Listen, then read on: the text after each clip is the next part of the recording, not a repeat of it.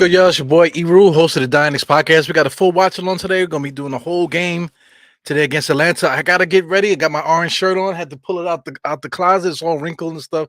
But who cares, man? Let me get this thing together here. Close up. Get nice and tight for you guys. Yeah, man. I'm excited for this game, man. We playing against the birds from Atlanta. You know what I'm saying? Everything is falling apart here. So we're playing against the birds from Atlanta. Uh, my man Trey Young is here. So what did for a team that has already has a point guard and they probably need to invest money on more targets for the main point guard. What do? They decide to get another point guard. So I mean, you want to talk about teams that are in disarray, that don't know what they're doing. Atlanta Hawks is probably one of those guys, man. So I've been watching a little bit, man. So from what I see, they're point guard, they're heavy point guard oriented now. Before it was one guy, they had a lot of spot up shooters and stuff like that. They lost Gallo. They added some other players too. Hunter is doing well. Doing well for them over there, starting to become like more of a 3-and-D kind of guy, defending. Helping out on the inside. Bogdanovich is hurt again. They got rid of Huerta. Huerta's not there anymore. So I mean, they're a team that's growing. I still didn't set up my MSG goal here, so I hope I'm quite sure the game started already. So let me make sure I get it on here and turn the sound off so I'm not messing up anything. So I'm looking at a commercial. So we're on a commercial. I don't see any points on the board, no stats to show. So the game has not started yet, according to my watch here, man. So we're definitely doing this, man. This is a full game watch along. Shout out to everybody that's gonna pop in. Shout out to everybody that's gonna come in after the fact to see what I had to say about certain points and stuff, man. Shout out to Geraldine. And shout out to everybody else out there, man. Shout out to Raw Hebrew Remnant too. I just want to shout him out. I don't really watch other people's channels. You guys know that about me. I don't watch anything, because I got to stick within my own thoughts and stuff and keep my own content pumping. But I watched Roy Hebrew today because all on Twitter we got Knicks content creators that wants to start a big riot over you know uh Kyrie Irving's share. He didn't even make a comment. He just made a share of a post. So anyway, man, there's a lot of information out there that needs conversation. You know what I'm saying? But instead of having a conversation, people are choosing to fight quote unquote hate with hate. So it's really misunderstanding for hate. And I believe that people need to open up and understand other people's perspective when it comes to certain things.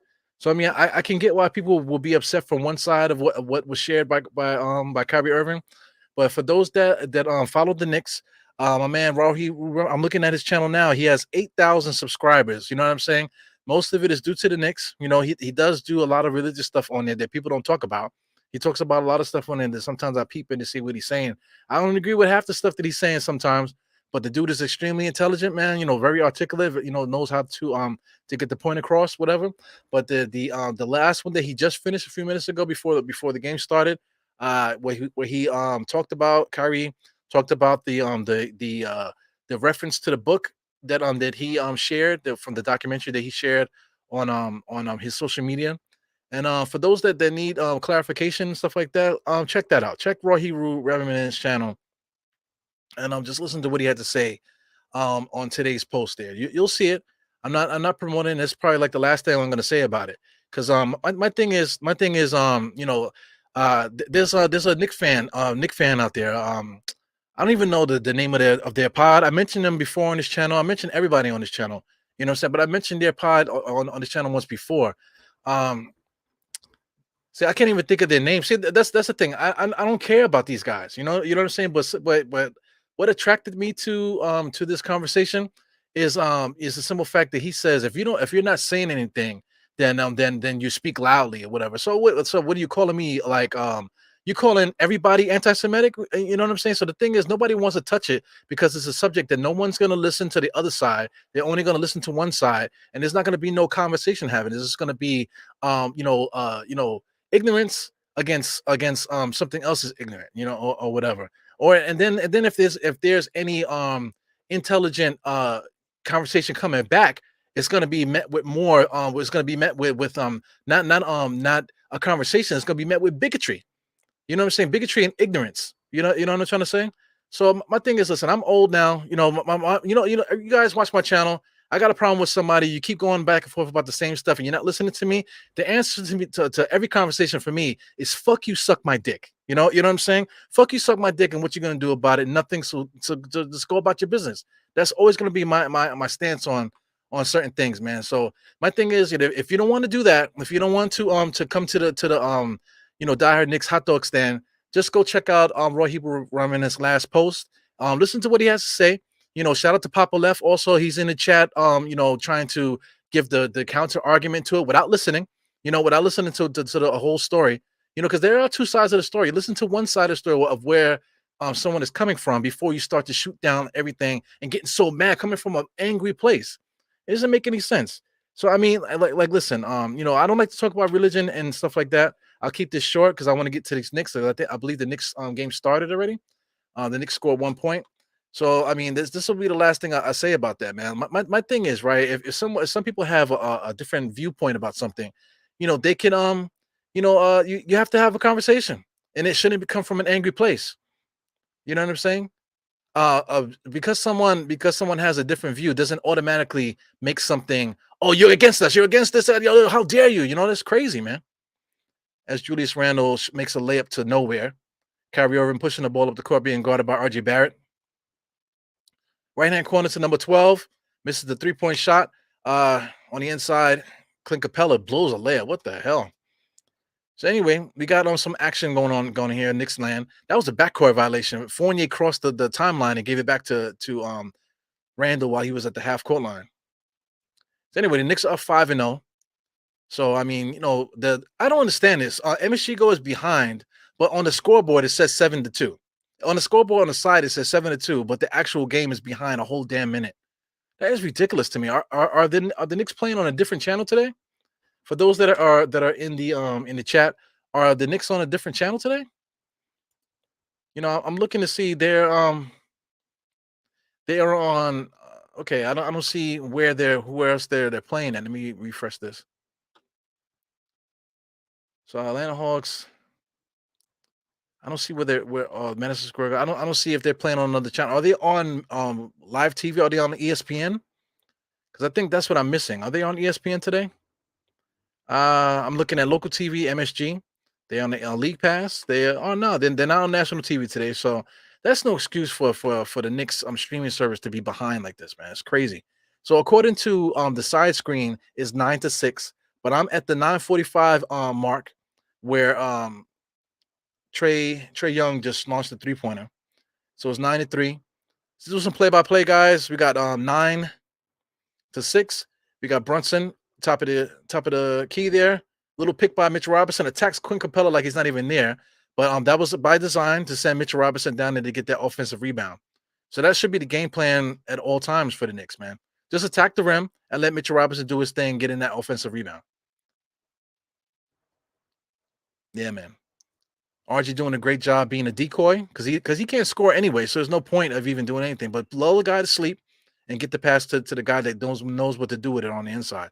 Julius Randle gets the ball, outlet, top of the key, a couple dribbles, sidestep dribble, pull up 3-point shot, no good. He misses everything. He goes to the other point guard, dribbling up the court, being guarded by Brunson. He just got cracked in the face there. Wow. Nice jump shot in Brunson's face. Here goes Brunson bringing the ball up the court. Dribble handoff. Oh, he faked it. Wow, nice play. Fake dribble handoff to RJ all the way inside to the basket. Did he get fouled too? I believe he got fouled as well. So the Knicks are now up 11-8. So as I say that, the Knicks are up 11-8, but now the score on the side is not doesn't say the same thing. So okay, so they took back the bucket. So they called foul on the floor. That should be continuation. That should be continuation. We're in MSG. That should be continuation. Here goes Jalen Brunson, top of the key, wide open, pull up jump shot, no good. I gotta get my man's name there. There goes Collins. Collins pushes it up to number 5. Out to Trey Young, faking. He's gonna pull up. There you go. He thought about pulling up. Good defense by Fournier. Number 12, Hunter driving on RJ, kicks it out. Oh my God, double dribble. They didn't call it. These referees. Oh, I mean, Fournier is traveling like crazy. Pull up 3-point shot, no good. Fighting for the rebound. Brunson's down there with Randall. Kick it out to number 5. I got to get his name, man. I don't know why I can't remember it. Pass to Clint Capella. He should have just laid it up. He touched the rim almost, making that pass to Clint Capella. It's ridiculous. Jalen Brunson, top of the key, bringing the ball across the timeline, being guarded by number 5. Kicks it out to the left, gives it right back to Brunson. Takes a pick from Mitchell Robinson back over to Fournier. Knicks are lazy right now. Oh, nice little pick by Mitchell Robinson. Fournier misses the wide open jump shot there. He didn't even have his feet set. Trey Young on the side there fakes a 3, drives on Brunson, and they call that stupid patented foul that they always call there. It's bullshit. You know. Anyway, shout out to everybody that's popping in here and stuff. I'm tired of ignorance, man. I'm tired of ignorance. People want to have that mob mentality about certain things. It's one thing about the Knicks, you have their mob mentality, whatever. I don't listen to you. I don't listen to the nonsense. When it comes to that. But you're gonna bring that same energy to something that needs tender care. It needs tender care. People need to have a conversation more than yelling at somebody and calling people names and stuff like that. That's just as hateful as anything. You know what I'm saying? If you're going to represent one side and claim something, then you have to step up to the table when something is wrong and you don't agree with it, and someone says, "Well, I don't understand. I don't get it." So then you have to be the one to explain without the yelling and screaming, and without pointing the finger, calling people names, which is in return returning the hate to the hate. So Brunson to the basket. They're not respecting the Atlanta Hawks on the inside there, but the Atlanta Hawks are still tied up 11-11 at this moment. 7-18 mark, number 5 all the way on the inside. Are they calling? Oh, they call foul on the floor. So that was also continuation. So these referees gave it right back to Atlanta after the Knicks, after they did it to the Knicks there. But Jalen Brunson, I love it, man. I love his stop and go. My man number 5. I gotta get his name. I don't know. I can't get his name. Is anybody paying attention to me? Oh my God, let me see. Let me get my man's name here. Where's my phone at? Oh yeah. Atlanta double team there on the right hand side, misses it. He tried to get the foul. He goes rolls for a substitution for Brunson. He goes rolls all the way into the paint there, trying to stop the defense. Comes right back out. He might pull up. No, he stops his dribble. Bad idea. Gives it to Julius Randle. Julius Randle. Nobody called the double. Julius Randle being guarded by Hunter. Looking to go 1-on-1. Hold it too long there. Too many dribbles. Nice pull up there, though. No good, but he tried to get the foul. My thing is with Julius Randle, he's always looking for the double pump so he can get the foul rather than just going for the shot. You got to go for the shot rather than the foul here. Yeah, man. So listen, man, I'm freaking hungry. For guys that are wondering, yes, I am doing this Die Hard fitness challenge still. So I haven't had a chance to do any content and stuff, man, because life, you know, I'm glad I have a job. I'm glad I have a family and stuff like that. But I love to do this content stuff, but I can't really get the content out as quickly as I want to, man. So it's a little bit annoying, but I am still doing it. Like I said, today I'm actually doing legs. So I did legs today, just calisthenic stuff. Regular air squats. I got a kettlebell. For those that don't know what a kettlebell is, let me show you guys. Yeah. This is a kettlebell here. So I got my little kettlebell, 35 pounds kettlebell. Right at the present moment, all I'm doing is just regular calisthenic air squats. What I'm saying, just some squatting without no weight on my back, holding that kettlebell, doing that. That's what I'm doing today. Mondays is chest, which is push-ups until I can't do them no more in the morning, and then I do bis and tries in the afternoons on Mondays, and I do those until I can't do it anymore. You know what I'm saying. So it feels uncomfortable. Then I say, okay, listen, that's enough. The next day I'm doing back, which I have this band machine. It's a bar with elastic bands, and I just do pull downs this way, lat pull downs. I also do lat. I forgot what this is called, but I also pull it down this way just to give the lat some more pressure. I do that in the beginning, and then at the end of the day, I do with the same kettlebell. I do shoulder presses, one arm shoulder presses like that with the kettlebell. Like I said today, which is Wednesday. Today, which is Wednesday, I do squats. Like today, I did squats with the kettlebell. after the game today, sometime tonight before I go to bed, I'll do some more. My number, I don't have a number. I don't have any sets that I'm doing. I'm just doing it till okay, all right, I'm done. Where my body feels like I got a good pump and I'm just going, So I mean the first one I might do 2, 3 reps, next one I might do 10, next one I might do 5. I just do it until my body says don't do it no more.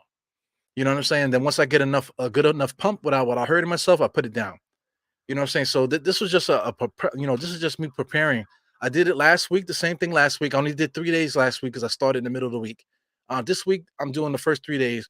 Now the next 3 days I'm actually going to do some videotaping. I'm going to videotape what I'm doing. So the next 3 days, I'll start tomorrow once again with the chest and the bis and tris in the evening. With the back on the next day, with the shoulders at night, and then the following day, which I believe is Saturday, I'll be doing squats all day. Squats in the morning and squats in the evening. You know what I'm saying? So I'll be doing that again for one more full week. I'll do, like I said, I'll do some videos starting tomorrow, so I can show you guys what I've been doing. And once again on the community tab, I'll be posting. I'll try to do it every Sunday. I'll post what I'll be doing the next week. And we'll talk about that stuff too, man. So that was a long ass timeout. You know what I'm saying?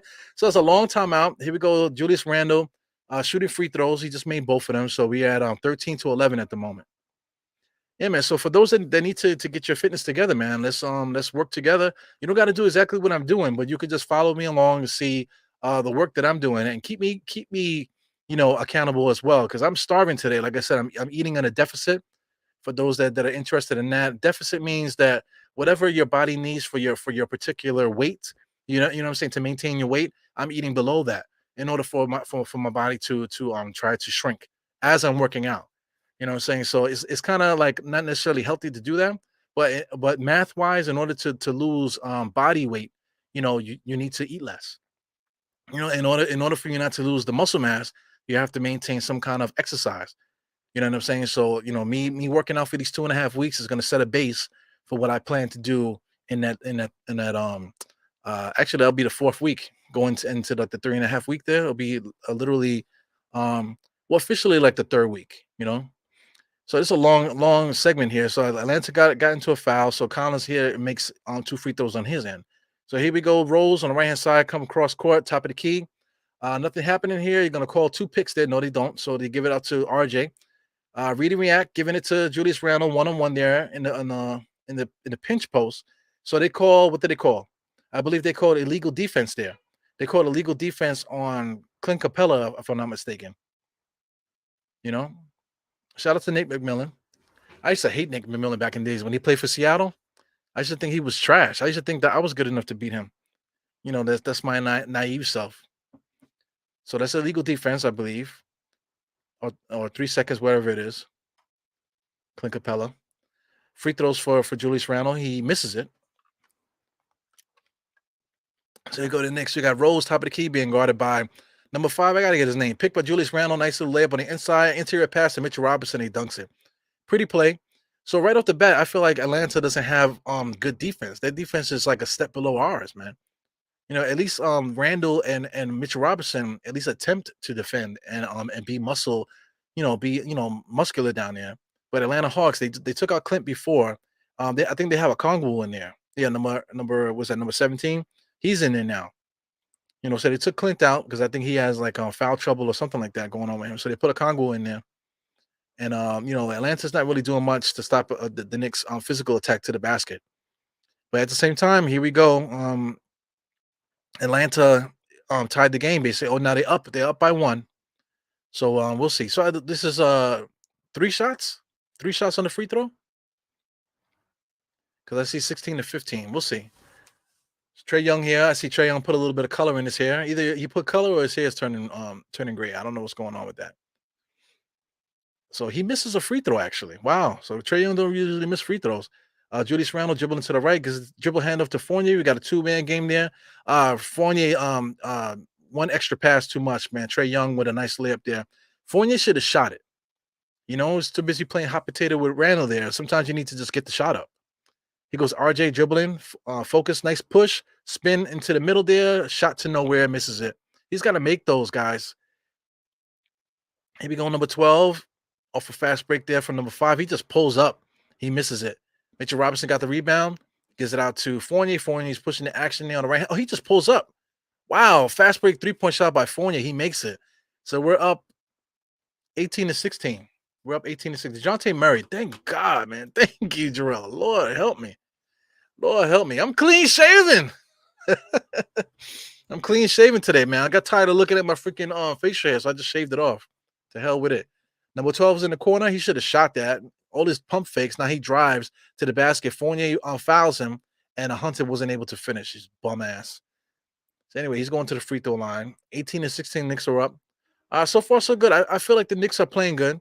I feel like Atlanta Hawks are not good. I feel like they're relying on their point guards to dictate offense.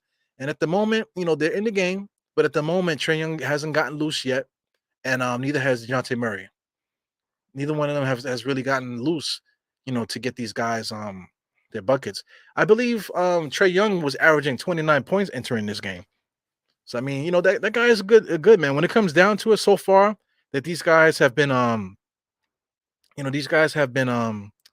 doing their thing, for his whole career, man. He like when it comes down to it, man, he'll get like 5, 6, 7, 8 years in the NBA if he maintains these numbers. You're gonna start talking about this guy's probably one of the best point guards ever. I hate to say that because I don't like Trae Young. I don't like him because he's our nemesis. But at the same time, the guy got all the numbers right at the moment. Derrick Rose pulls up at the foul line, no good. Oh my God, RJ. Oh, that was quickly fighting in the inside with the Giants, and he was able to get the rebound, kicked it back out for the three, but they missed it. Here goes Trae Young running up the court there, quickly doing a good job, at least trying to stop him a little bit. But RJ comes over a little bit too much, gives Murray a wide open 3-point shot on the right there. Here goes Julius Randle pushing the ball, looking for RJ. RJ wasn't able to get it. RJ's asking for it in the post. He doesn't have position, mother. Hartenstein, top of the 3-point, excuse me, the foul line, gives it back to Julius Randle. Julius Randle drives on the left-hand side and forces up a shot, but he got the foul. So the thing is, if RJ's going to ask for the ball in the post, man, you got to seal off your man. You can't just call for the ball and don't have your man sealed off. So anyway, I'm getting messages here on direct messages on Twitter here. See what's going on.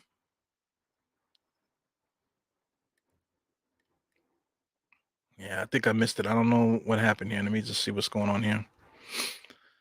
Yeah. Knicks at the free throw line. Julius Randle, I believe he made the first one. Yeah, man.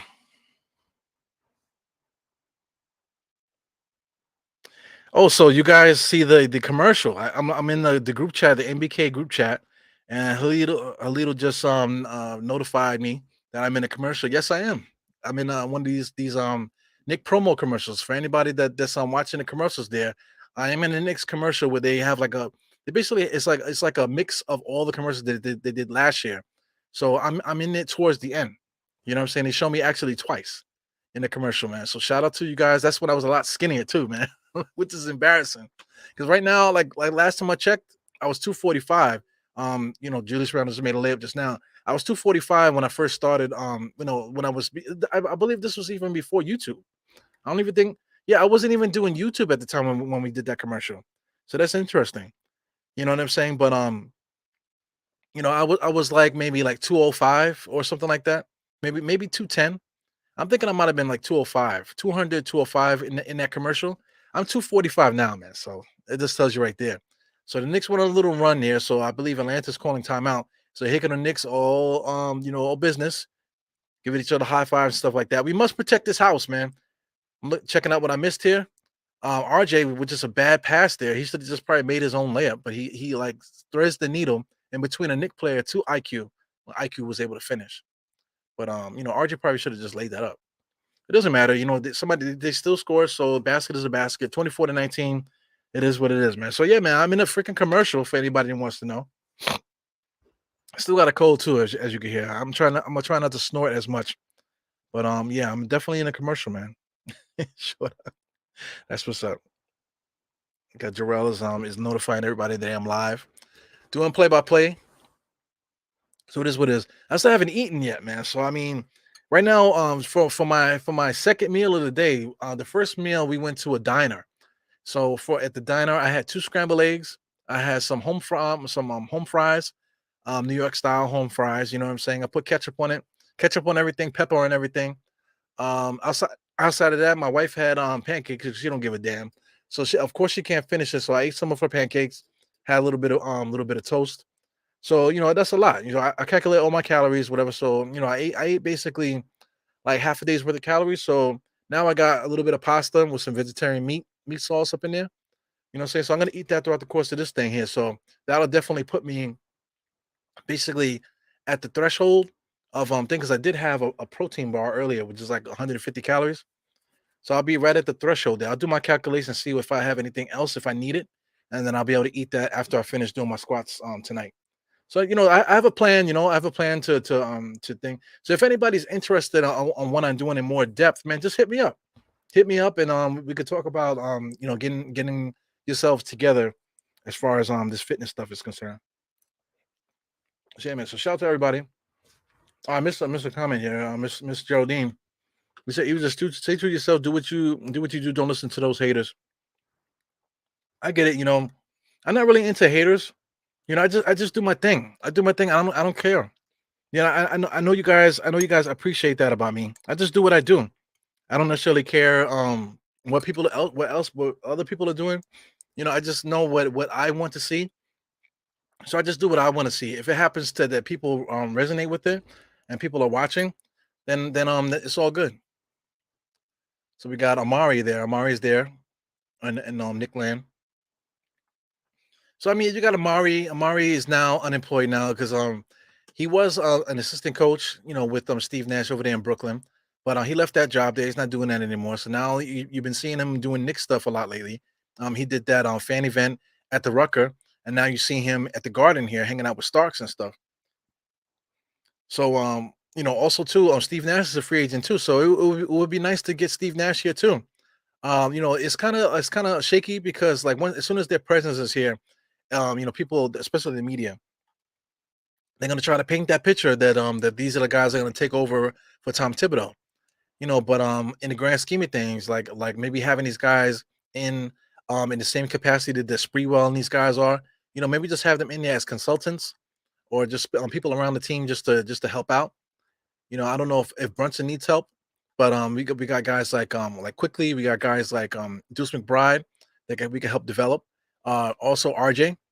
He go, Hartenstein fake the three, man. He should have went all the way. Kicks it out to RJ here, posting up to nowhere. He has no moves, man. He has no moves. Point blank shot right at the rim and hits the bottom of the rim. Hartenstein on the left hand corner, and he hits the three. Yo, RJ is trash, man.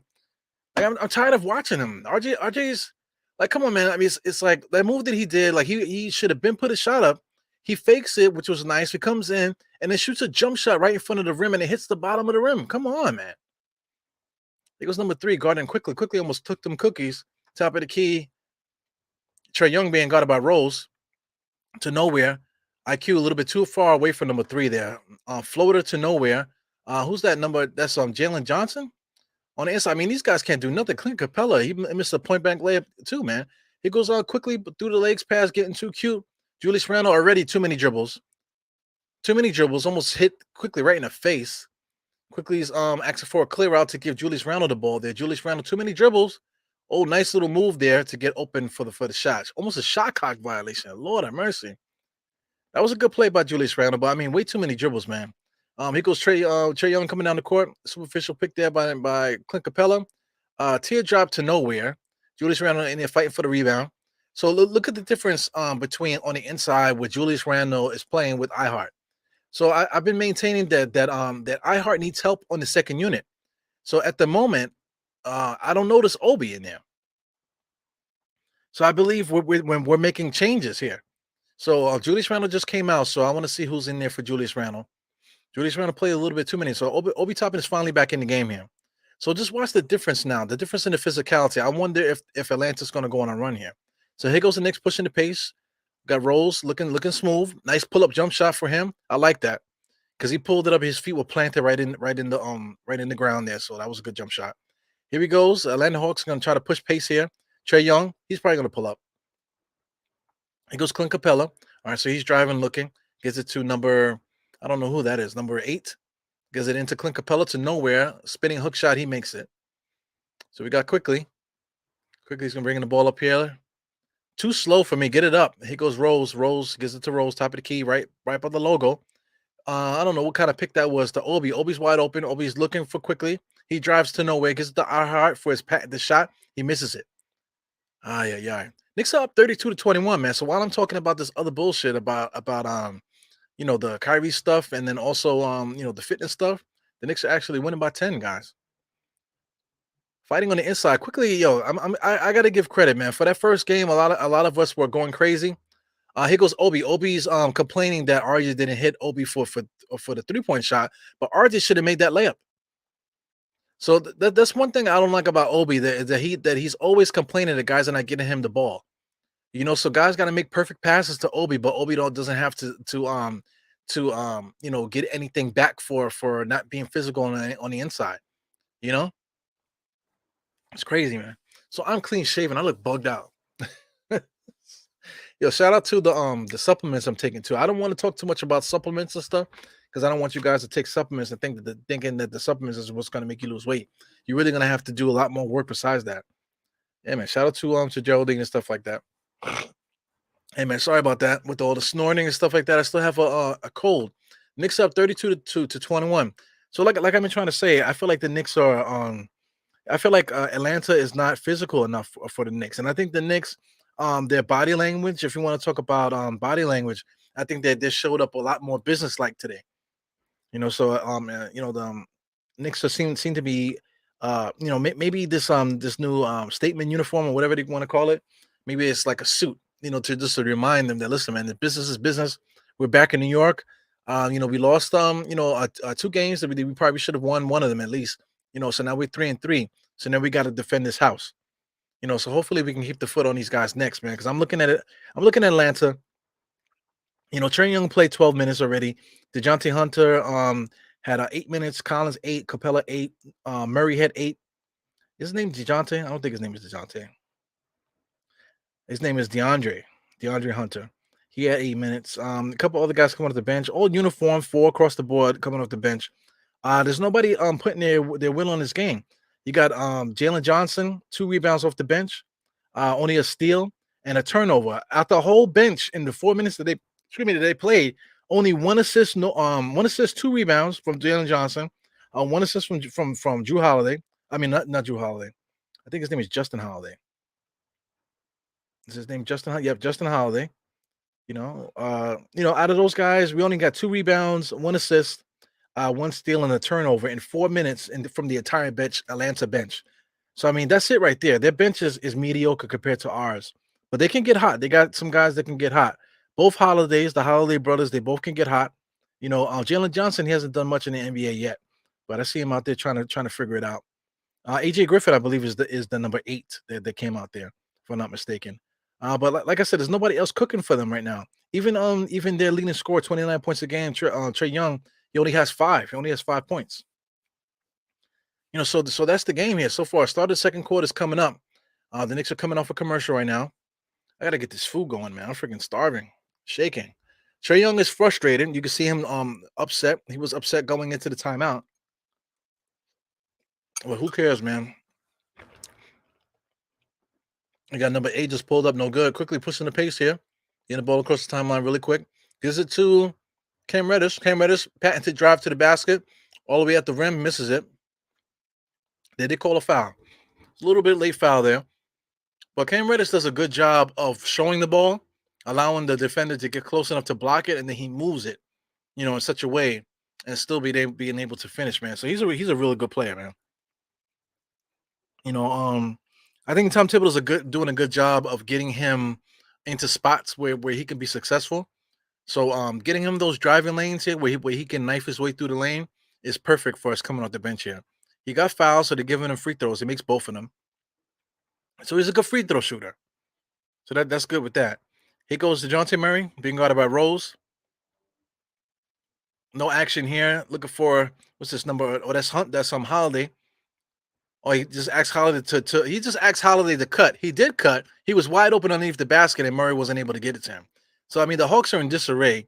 Number 1, that's Jalen Johnson, just shot a 3-point shot. So Atlanta has no offense going on right here. Here goes quickly, a little bit of action. Picked by Hartenstein. Too much dribbling by IQ, gives it to iHeart, back to IQ. Dribble to the middle there at the free throw line, dotted line extended, turnaround jump shot. No good. So that was offense to nowhere. The Knicks got to do a better job executing, especially with Atlanta Hawks, playing so bad. DeJounte Murray gets all the way into the paint, shoots over 3 people, and he makes it. So that's what we can do. So are the Knicks going to call a timeout? Oh, no, they called a foul. They called a foul? Yeah, I believe. Let's look at this replay here. He goes on the inside. I'm trying to see who fouled him. So they gave a foul to. I mean, they bailed him out.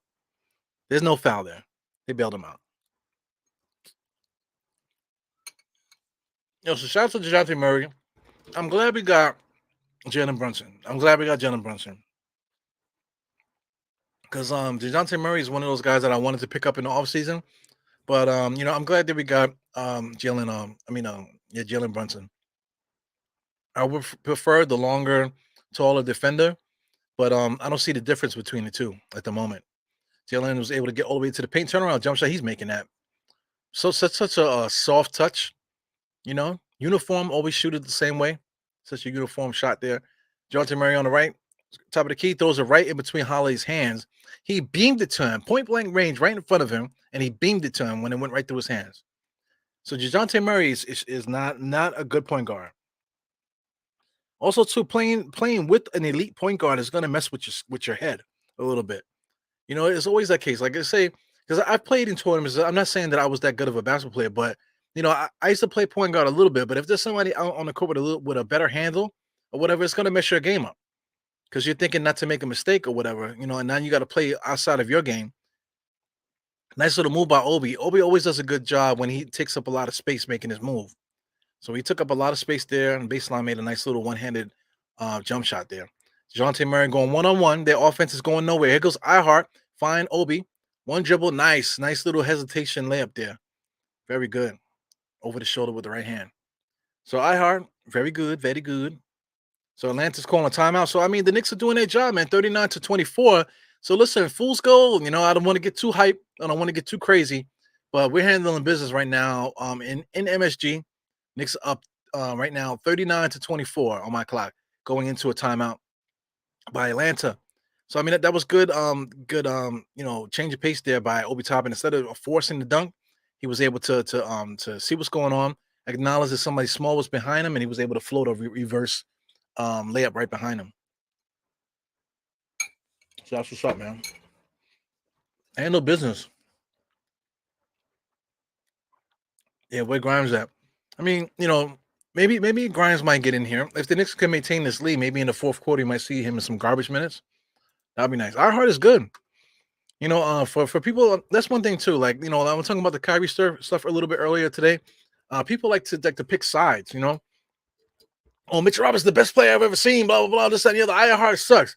But listen, they're both on the squad. So why do we have to put them against each other? You get what I'm trying to say?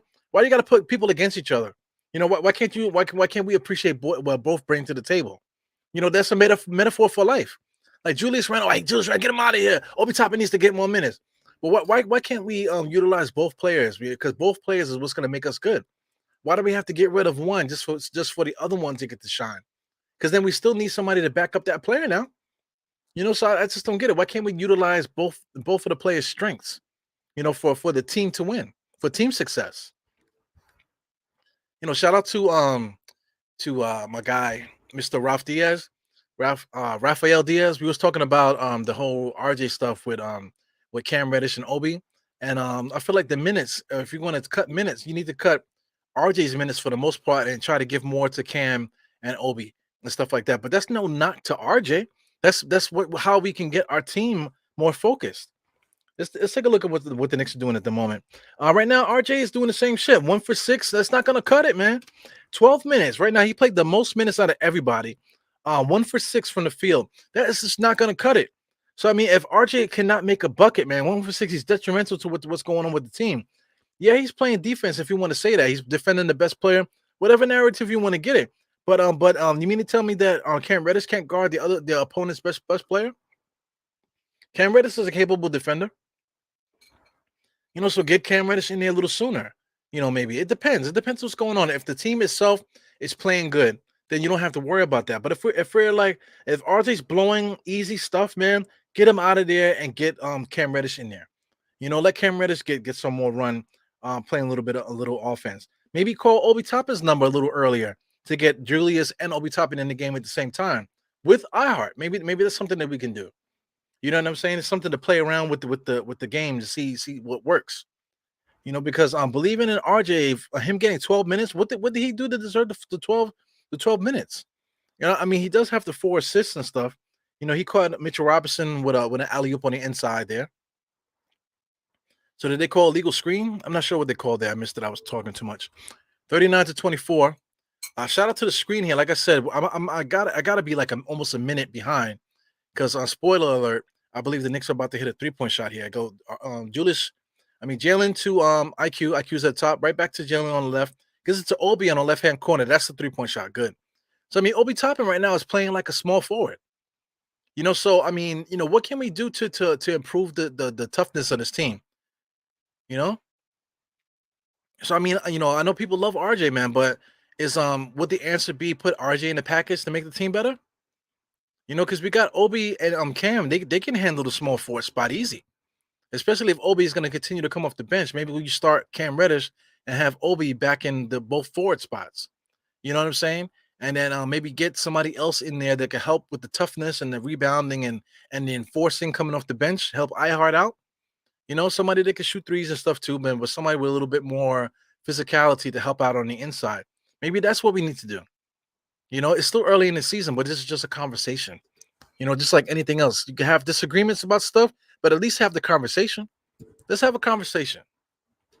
You know what I'm saying? Right now, Obi is definitely our best shooter. You can't even deny that. I'm gonna look at the I'm gonna use my I'm using my third screen, which is my cell phone here. Because I'm messing around with this stuff, the stats on the screen that hasn't been working for me. You know what I'm saying? So we're just gonna mess around with that. Right now, Obi Toppin, I'm gonna look up his stats here. So I'm just looking to see what his 3-point percentage is this year. Excuse me, guys. I got this cold. I've been rocking with this cold for like over a week now. Shit is annoying. So I mean, 15 minutes per game. As the game is blowing by right now, and I can't find the percentage. I don't know if anybody could help me out here with the percentage. For some reason, I'm looking at advanced splits. Lord have mercy. Traditional splits. Here we go. 50%. All that to say that he's shooting 50% from three. He goes quickly with a pull-up 3-point shot. As soon as I look at the screen, no good.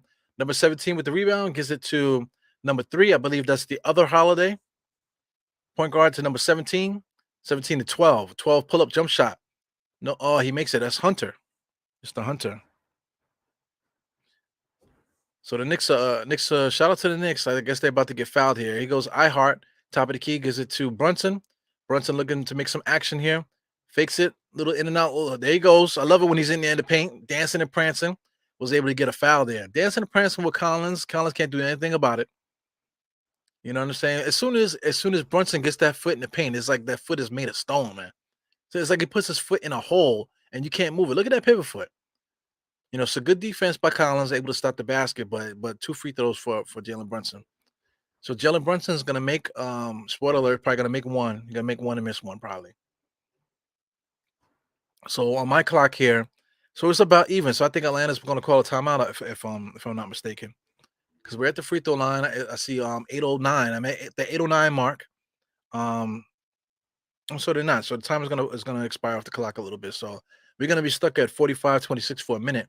But like I said, I'm right here with Jalen Brunson shooting free throws at the moment. If anybody's on the same time as I am, Jalen Brunson is at the free throw line. Shout out to everybody here. Shout out to we get some shout outs going on here. Shout out to Geraldine, of course. What's good, man? Shout out to Walter Torres. I saw you earlier, man. My bad.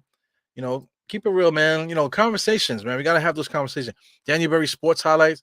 My thing is like if somebody says something that you don't like, just bring it to their attention. Whatever's going on, you got to be able to explain it. Kiss Roll, Holcomb, excuse me. He's here hanging out with me. Got Knicks Nation 12, 112. CAA, that's my man right there. What else we got going on here? Let's make sure I don't miss anybody. Geraldine McIver, yeah, man. It's all about having the conversations. When there's an issue that I feel strongly about, whatever you make your statement, There's always somebody that's gonna come with a rebuttal, right? Or they just don't get it, or this is like, oh yeah, but this, that, and the other. So then you explain your stance. If they don't budge, fuck you, suck my dick. There you go. Post score pass to Obi Toppin, 3-point shot, man. I mean, this guy, Obi Toppin, is shooting that three, man. But listen, the person that shouldn't come out isn't Julius. I'm telling you that right now. Number 14, give dribble handoff to Collins. So the Atlanta Hawks offense is trash. Collins gets all the way to the basket. They didn't call travel? I mean, what is going on? 3 seconds or what? 3 seconds or what? You mean to tell me they gave him fouls? I mean, how long is he going to be in the paint? I mean, Collins was in the paint forever. They bailed him out. How long is Collins going to be in the paint? Look at this. He's in the paint there. This is not real time here. So I'm just looking like I can count 1, 2, 3, 4, 5. I mean, like, how long is he going to be underneath the basket? Yeah, he was absolutely in there for 3 seconds. Come on, man. Let's get it popping here. Yeah, man. Obi's a really good shooter, man.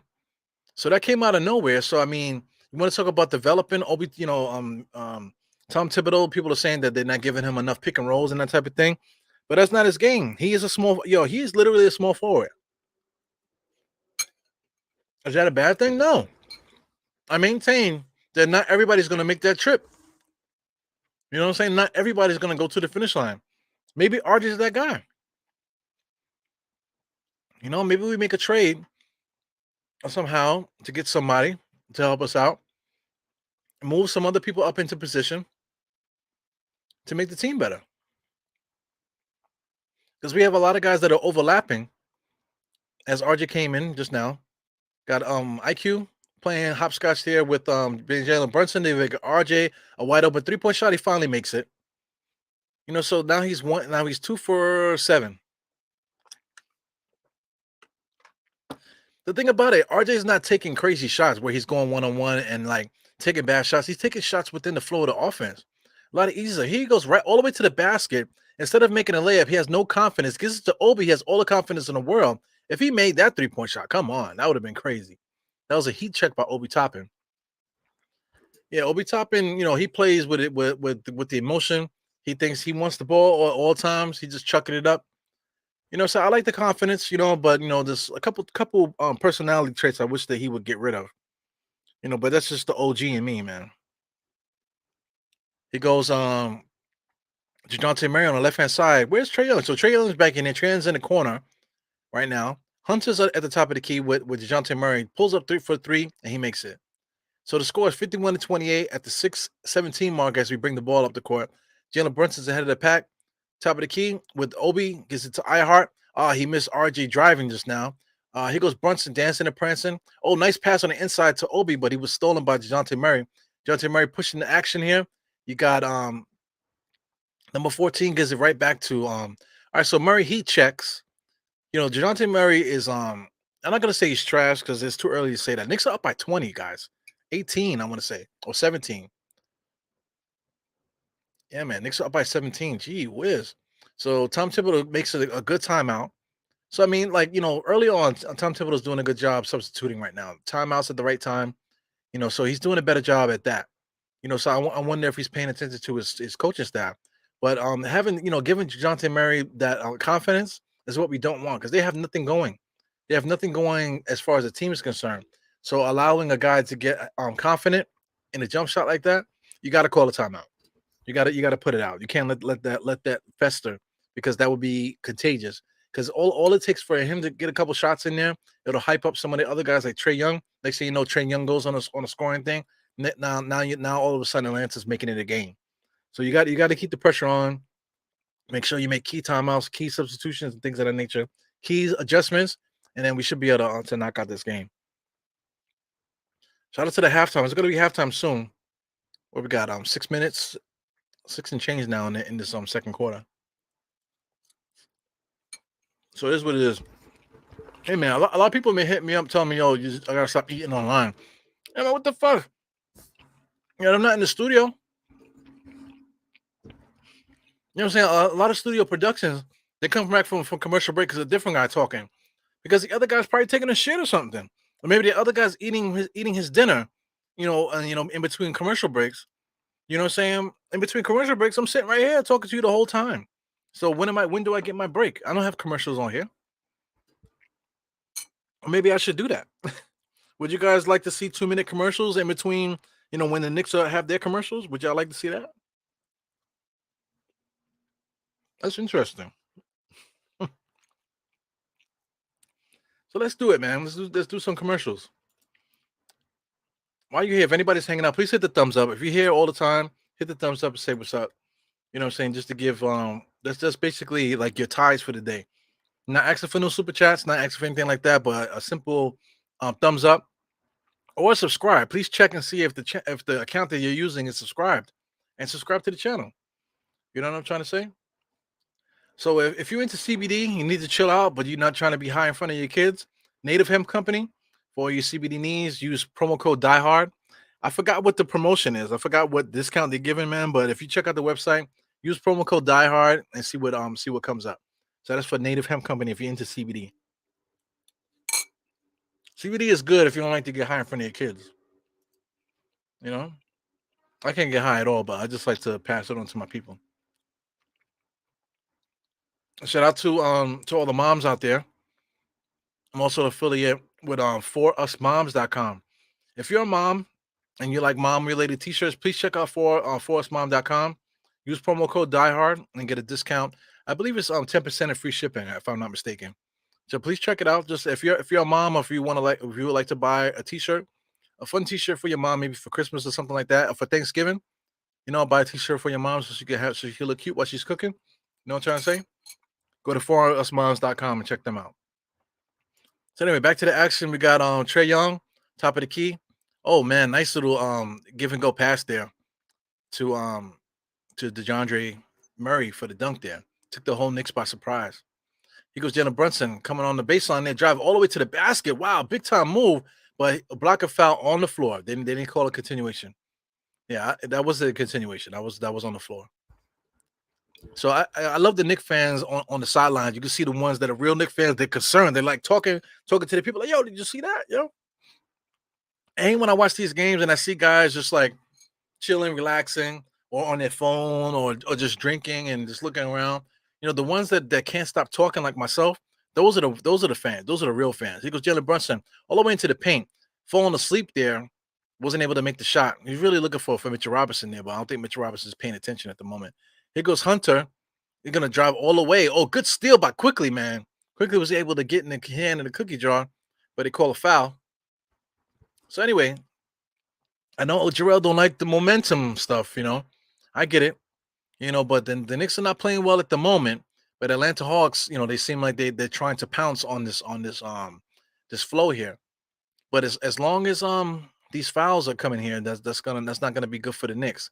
Slowing the action down, taking the fire away from the Knicks, allowing Atlanta to set themselves up. DeJounte Murray pick from number 15. Teardrop makes another shot. So he's on a run by himself. I believe he's on an 8. What is it? He's on a 7-0 run, I believe. Julius Randle's back in the game. Nice little spin. He got to shoot that. Nice little pump shake move off the backboard. No good. Mitchell Robinson fighting for the offensive rebound. Able to put it back. No good, man. So anyway, here goes number 14, pushes it up. Thought he was going to shoot a 3. He goes DeJounte Murray. He's hot, and he makes another one. So I mean, this guy DeJounte Murray, I believe that's a 10 run. That's a 10-0 run, all by himself. Maybe even 12, right? I want to see what is on the screen there. He had basically like 10 shots all by himself. RJ finally with a decent move, drive baseline, pull up with a layup with his left hand. Guarding Trey Young at the moment. He's giving her too much room. DeJounte Murray, heat check. Oh my God. Heat check. Mitchell Robinson was able to get a defensive rebound for a change. Julius Randle dribbling on the right-hand side, looking, trying to get Fournier the ball. Hot potato, here we go. Fournier on the inside, floater. Oh, man, too strong. Mitchell Robinson with a nice offensive rebound. What a freaking jump hook shot. Yeah, jump hook shot alert. It was the ugliest jump hook you ever seen in your life, but it's still a jump hook nonetheless. So 5 years. It took 5 years for Mitchell Robinson to do a jump hook. So shout out to Mitchell Robinson not paying attention on defense, and Julius Randle a little bit too late on the rotation. 57-43. Next up, here goes Jalen. Jalen Brunson said, "Fuck you guys, I'm going on the inside." RJ on the corner, drive baseline, able to dunk it with 2 hands. Does he get the foul? Nope. Get back on D. Stop feeling yourself. A little bit too much touchy there, RJ. Get back on defense. You got Brunson guarding DeJounte. He just getting ate up there by those Clint Capella picks. So he pulls up right behind the pick. DeJounte, they're riding his hot streak now. So I feel like DeJounte, man, I mean, he's been scoring all by himself. He had all these points here. I think at one point the Atlanta, oh man, he just took the cookies there. Here goes Murray. Murray's going crazy right now. Holy moly. So I want to say Murray got like 15 points in this quarter by himself. Wow, man. Oh, he almost got another steal. Jalen Brunson pull up 3-point shot and he makes it. Man, stop. What a way to stop a run there. So he got 62 to 47. Knicks is still up by a lot. Here goes Murray all the way to the basket, man. He's just too quick. Caught the Knicks slipping there. Defense didn't get back in time. He goes RJ. They're gonna call the timeout again. Tom Thibodeau's calling great timeout, stopping this momentum, stopping Atlanta Hawks from picking up fire here. So wow, some good action here by Atlanta. So I mean, but it's hero ball. Too much hero ball there with him going on one-on-one by himself. The Atlanta Hawks are just they have no ball movement. Nobody else is involved. So Tom Thibodeau's getting mad here, just trying to tell guys to keep. All right, so he's fighting. So I see him looking at Jalen. Maybe he's talking about Jalen fighting through those screens there. So I mean, Jalen's doing the best that he can. I feel like they're smashing him up there. But one thing I do like is that Tom Thibodeau's giving it to everybody. So Brunson is giving it to Randall. They're having a conversation there. So that's what's up. A lot of times it's always Randall by himself getting mad, but you got Jalen Brunson's able to talk. The way that he speaks. You already know that is going to bring a calmness to Julius Randle. So that I like that. That's leadership. Salute to Luis Rosario. What's good, man? Luis Rosario. Geraldine MacGyver. One way or another, IQ is going to be in the game. Why is he out there with Brunson? I don't know. But I think they did take him out. I don't think he's in there now. But IQ, Geraldine, not for nothing. IQ's playing good. He's been in there fighting for rebounds, playing defense. He's playing good defense, getting back. So he's not playing so bad. So we got 2 minutes and 22 seconds on my clock here for halftime. 62 to 49. Good basketball action here for the Knicks here. Shout out to the Knicks. I think the Knicks gonna have a turnover here. RJ is on the right hand side because they're just playing back and forth with with Brunson. Randall has it by the free throw line. Do something. Too many dribbles, and Murray gets another steal. Here goes another fast break basket here. Here goes Trae Young wide open, man. Damn, Fournier got lost, and Trae Young hits a 3-point shot. So shout out to Atlanta. They chipping away 52 to 62. Knicks were up by 20 at one point, but Jonathan Murray took over this third quarter. Here goes Fournier going back and forth with Brunson. Kicks it out to the left to Julius. You can't give it to Mitch. So, Mitch has to walk out, get out the way for Julius Randle to go one-on-one. And what do they call? They call a blocking foul on Hunter. That is a blocking foul. They're complaining. They're going to be looking at the replay. They're going to want to challenge this. But let's look at the defense by Hunter. Good defense by Hunter. But come on, man. Hunter jumped into the spot. He wasn't there. He wasn't there before. Talk about defense. I was talking good about Jalen, saying that I'm glad that we got Jalen instead of DeJounte. But those quick hands on the steals, man, those are sweet. It would have been nice to have those at the Garden. That would have been awesome. So I mean, we're about to get into less than double figures here for Atlanta. Right now, Julius Randle on my clock is shooting free throws. He just bricks the first free throw. Spoiler alert, he's gonna make the second one. And Atlanta's going to come down and make another bucket. So we're going to see how this goes. We got Jalen Johnson down there, number one. Comes out for Hunter. DeJounte and Trey are sitting there talking to each other and trying to figure something out. My man DeJounte needs to brush his waves down, bro. Need to sleep with a do-rag, man. Know what I'm saying? Because number 15, Capella gives it to DeJounte. DeJounte's been doing his thing, playing point. So Trae Young is basically playing shooting guard at the moment.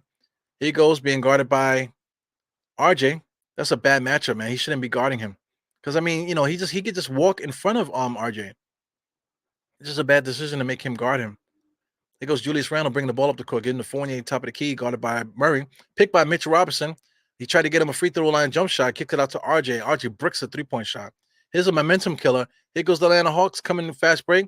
Trae Young doing his thing. being guarded by the correct person. Jalen Brunson should be guarding Trae Young. Here he goes 1-on-1 on the island. Almost pulled up on him, but Julius Randle allows number 14 to get the wide open 3-point shot. He's right in his face. Why are you letting him shoot? Here goes Fournier, dribbling way too much, stops at the free throw line, gives it back to RJ. Man, that shot had no shot of going in. What did they call? What did they call on Fournier? I'm trying. Is he out of bounds? Oh, they call offense? That's bullshit. That's bullshit. Yeah, so don't look now. Knicks are down, but Knicks are now it's a 9-point lead. He goes quickly's coming back in. I don't understand this. With a minute left in the it might be because of Fournier might be in foul trouble. Yeah, Fournier has 3 fouls, so they had to get him out of there to put Quickly in. So Quickly's gonna come in after they put ice on his knees. Lord have mercy. He's guarding Murray. Gives it to Trey. Who's guarding Trey? Trey, I mean, RJ can't be guarding Trey, man. Pull up jump shot. That's a bad decision to put RJ on Trey. There's no reason why he's too quick. You're asking him to do too much. Now we got a 6-point lead here. 2-possession game. RJ top of the key being guarded by Murray. So bad decision to have RJ and Brunson together in the backcourt. Nice little floater. He got beat up there. No foul. He goes Trae Young pushing the ball up the court. Quickly is in there guarding Trey, but he pulls it right in his face. He misses it. Mitchell Robinson able to get the defensive rebound. Here he goes Julius.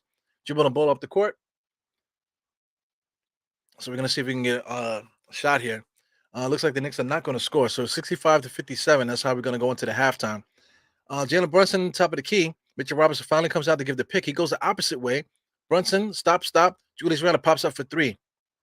Good shot there, but he misses everything. Lord God. Hit something. Oh, my God. And 14 pulls up. All right, I already know that they didn't score. So it's 65-57. So far, so good. The Knicks are up 65-57. So respect to Atlanta. So their strength is their backcourt. Their strength is whatever Trae Young could do individually and whatever DeJounte could do individually. So it is what it is. Where's Obi? You know, Obi should have came in a little bit. Randall was struggling. I agree with that. Not for nothing, CAA Mafia, man. He has been doing a good job calling great timeouts, making decent substitutions. Towards the end there, you know, you're just trying to find a mix of what's going to work there. You know, the Knicks were up by 20. You know, so you can't panic. You know, as a coach, you kind of gotta let things go. So I think that Tom Thibodeau did the best that he can to kind of control the situation. You know, so the best thing is that the Knicks didn't relinquish the lead. So it's 65 to 57. So what's that? 5. That's 8-point lead. 8-point lead is good. So anyway, let's get into some halftime shenanigans here. Let's make this bigger. Pause. Let's get CA Mafia up out of here. So let's get into the mix here with the scoreboard. They got 65-57. Let's check out the quarter by quarter game summary. Wow, I already have it set up already. So there it goes. 32 points in the first quarter for the Knicks, 21 for Atlanta. Great first quarter for the Knicks. Second quarter, basically back and forth. So 36-33. So that's all you can ask for. The Knicks traded baskets with them, 33-36. So we didn't allow them to get up on us, and we didn't score 21 points that time. You know, we was able to trade baskets with them. So I'll take it. You know, the Knicks are up by 8, so that's decent. We're not losing, you know what I'm saying? So we want to blow guys out, man, but at the same time, we really just want to get the win, you know, even though embarrassing Atlanta is what we need. But we definitely gotta put things into perspective, man. Let's make this I got this to zoomed in. All right, so that's good enough. Here we go. Atlanta Hawks shot chart. They got a lot of shots, man. Look at these shots. A lot of X's and stuff. So they're getting a lot of shots. They're missing a lot of shots, man. So I'm interested to see how many shots they shot. So anyway, we were talking on 56. They put up 56 shots in this first half. So that's a lot of shots, man. So they're picking their pace is pretty high. 56 shots. Wow, 56 shots in the first half to the Knicks 47. So they shot basically 9 more shots than the Knicks. So I mean, if they made a couple more of these, man, this would be like a different ball game. So the Knicks are gonna have to figure that out. The Knicks shot 51% to 39%. So I mean, you know, that's the answer in the game there. If Atlanta Hawks start basically repeat the pace with these shots here, if they can get 56 shots again on the ball, but shoot relatively close to 50%, they got a good chance of beating us tonight, man. So Knicks got to be careful. Yeah, a lot of wide open 3-point shots on the left hand side. but on the right hand side, you can see a lot of circles, man. So Knicks are playing good ball, man. We can't complain. The biggest lead was 23 for the Knicks, man. We relinquished it. It went from 23 to 8. Biggest lead for Atlanta was 2. Longest one was 14.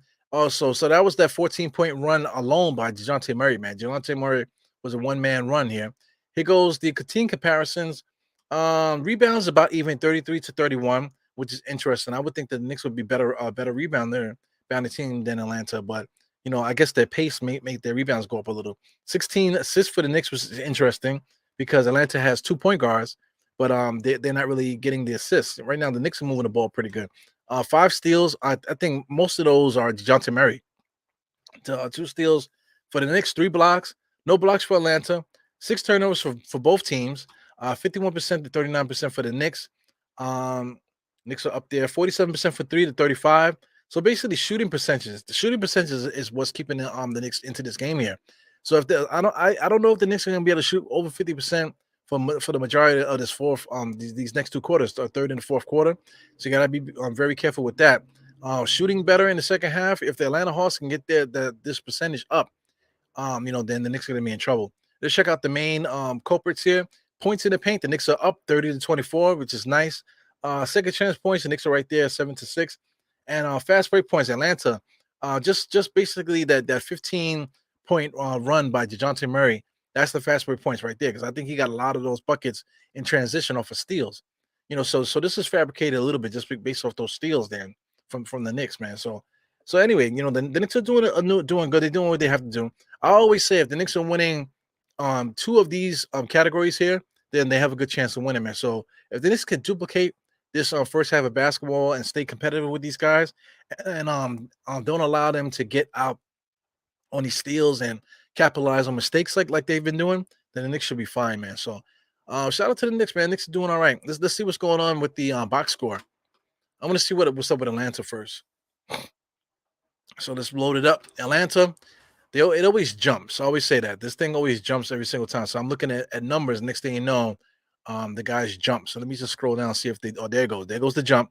Collins disappeared today. 6 points, 6 rebounds. That's decent. If he finishes the game with 12 and 12, he had a good game. So he's been very, very quiet.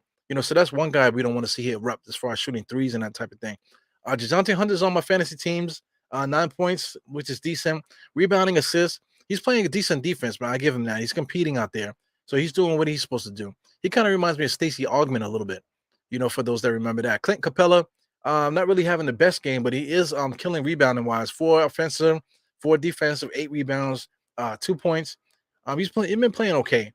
So respect to him, because he's definitely a Nick killer. DeJounte Murray, 23 points. That's the story of the game right now. Basically 14 straight points. I feel like he had more than that, but 14 straight points, I believe, in the third quarter that got basically almost took the lead from the Knicks. Knicks are up right now by 8, but it could have been closer, man, with the way they were playing. Trey Young has been steady all game, 15 points, man. He probably will finish over 30. DeJounte Murray as well. So we'll see how this goes. Okongwu, not really that good. He didn't really do much to impress me. He did get a couple blocks if I'm not mistaken. Now, no blocks for him. So I mean, for anything, he had 2 points? No, 2 personal foul, no points, 2 rebounds. I think that's an assist, 1 assist. So I mean, anybody else here? Jalen Johnson, Aaron Holiday.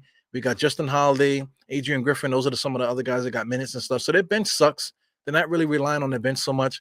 It's gonna be the DeJounte Murray and Trey Young party tonight, man.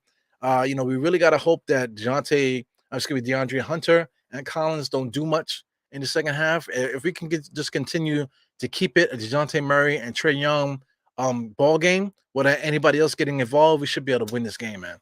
So I'm not really too worried about it at the moment, man. But I think the Knicks should be able to pull out. Let's see what's going on with the Knicks here. We got RJ Barrett with 10 points. Not for nothing. RJ Barrett's playing a good game. Can't front. Tom Thibodeau's making a mistake making RJ Barrett guard Trey Young, man. That can't happen because he's just gonna walk around him. It's just a fact of life. It's just physics. Shout out to Julius. Julius is playing decent as well. They both are basically playing the same. You got 11 points and 10 points, 4 assists to 2, 3 rebounds each, 1 steal for RJ Barrett. 3-point shots about 2 for 4, 0 for 2. They did the same thing because Julius was able to get to the line, 5 for 7 for the line. So both guys are doing what they're supposed to do, so which is good. Mitchell Robinson is matching Clint Capella, he does have the 8 points, off the offensive rebounds. He got two, I think, two buckets off the offensive. Um, I like to see the defensive rebounds, man. So he got 5 defensive rebounds in this game so far. So I like to see that he's got to get those rebounds. I don't give a fuck what's going on. The dude's job is to defend and block shots, and his job is to get chippies, alley oops, and that type of thing. He's supposed to eat off the offensive rebounds, but the defensive rebounds, if he's there, man, he needs to get those. So there's no excuse. There's no excuse. I don't care if Julius Randle gets rebounds too, but he needs to get rebounds. I don't care what anybody says, man. Shout out to Jalen Brunson. Workhorse game, man. He guy works really hard. I'm surprised that he's not hurt more. Not that I'm trying to jinx him, but he works really hard, man. 5 for 8 from the field, 62%. 1 for 2 from the three, 1 for 2 from the free throw line. 5 assists, 1 rebound, 12 points. If he finishes the game with 24 and 10, that's incredible, man. So I mean, it's a godsend. Finally getting a point guard with the Knicks. For some reason, NBA.com has Jalen as a shooting guard and Fournier as the point guard. I guess that's because of DeJounte. But Fournier's been like working hard. You know what I'm saying? But he hasn't been able to do much either. But if you're looking for Fournier to do anything more than this, then I don't know what to say. 1 for 4 from the field. So if he goes 2 for 8 for the game or 3 for 8 for the game, then that's what he does. Give me 6 to 9 points.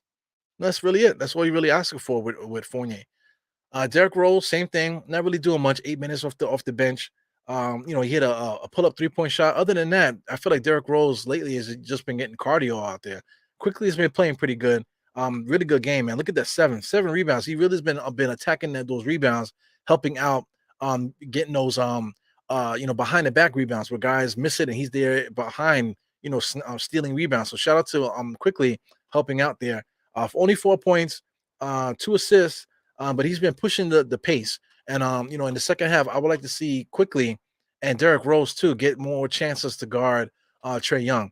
The idea of having RJ guarding Trae Young is gotta, Tom Thibodeau's definitely got to get that out of the equation, man.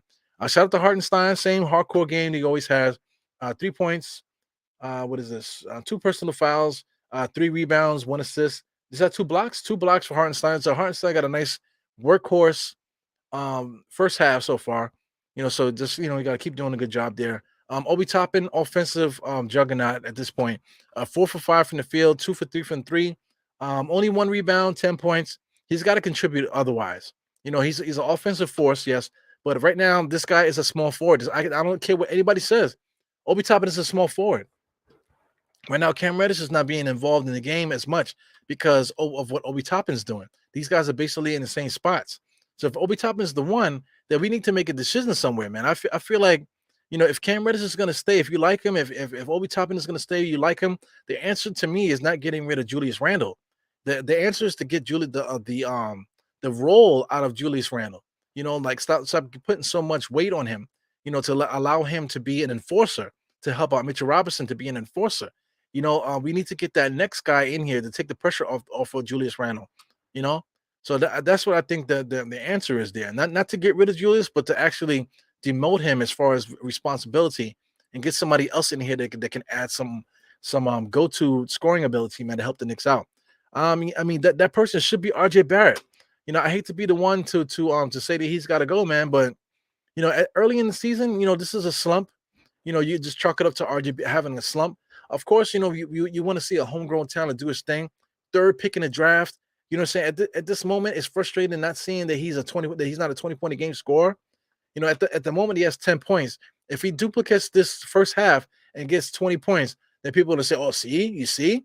You know what I'm saying? But if you watch these games, man, you know that RJ, a lot of times his lack of offense is destroying us a little bit. So he is still averaging 17, 5 rebounds, 2 assists, at 6'9", 214. Talked about the years that he was drafted. These are the last few games here. What is this? That's tonight, 10 points. He got 15 points the last game, 20 points, three nights in a row. So RJ is doing his thing. The problem with RJ is the answers right here is field goal percentages, man. He's missing a lot of chippy shots, easy shots. Even today he missed a shot right at the rim that he pulled up like 4 feet away from the basket and hit the bottom of the rim. Come on, you're 6'9". You should not be that should not be happening. That should not be happening, man. So I'm pushing for the kid because like I said, the answer, that I'm saying is that we need to make a trade to upgrade that small forward spot because we need that consistent scorer in there. If RJ could wake up eventually, hopefully he does that in November because now we just came out of October. If he could do that in November rather than waiting until January and February when he finally wakes up, you know what I'm saying? We can't wait that long for him to wake up every year. He needs to do it now. So hopefully, that he can get a string of games together where he's not just scoring 20 points because of the flow of the offense, but actually dictating, his pace and dictating his will on the game. And I think that's going to be the next step for RJ Barrett. So definitely good stuff here for the Knicks, man. I'm glad to see that they're up. The I guess they're called statement jerseys. Is that what these guys are called? Statement jerseys, man. So far so good with that. Can we what? No, we can't do that now. I was gonna see if we could do some highlights and stuff. But yeah, man, that's it. 65-57. It's all good. Good entertaining game, I gotta say. Let's take a look at since we're a little bit quick here. Let me take a look at what's going on around the league. We got Boston is up 56-50. Sacramento is losing to Miami 62-56. What else we got going on here? Charlotte. I didn't see what was up with Charlotte, so I can't really see Charlotte there. So their game is going on. They're approaching halftime. The Clippers 43-44. What else? Detroit 31-41, playing Milwaukee. San Antonio with Toronto. Utah is playing Dallas at the moment. Can't see their score. Tonight, also Memphis and Portland tonight. The Pelicans in LA. So those are two games tonight that I think if I'm staying up tonight, I think I might check those out. Memphis and Portland and the Pelicans in LA. I like what the Pelicans are doing. Look at the Lakers record. 1-5. They're 1-5 for a reason. They're not good. They just have LeBron James and my man Anthony, whatever his name is. You know what I'm saying? Those are the only two guys on their squad that's doing anything. And the rest of the guys are just basically like bottom of the role players. So there's a bunch of role players around them after that. So it kind of sucks to be a Lakers fan at the moment. But the Pelicans are a good team. I want to see them. I want to see what they're gonna do. And in Portland, I'm very intrigued by Portland. They seem to be a really good bunch. That's going to go against Memphis, who's also a good bunch. So those are two big games there that I'm interested in checking out tonight. So anyway, game action back on. Let's get this popping here. Score 65-57. Good stop by the Knicks there. He goes. Julius just throws it to Fournier's feet. So what a way to start the half. I guess two turnovers there. Julius Randle was kind of upset with himself there. Shout out to everybody that popped in during the halftime. So I know a lot of people like to pop in and listen to me ramble for the halftime show, but it is what it is. John T. Murray back to Trae Young. Sloppy ball handling at the moment here. Trae Young coming across the timeline there. Stopped at the free throw line, gives it back to DeJounte, back to Trae. Trae launches the three-point shot, no good.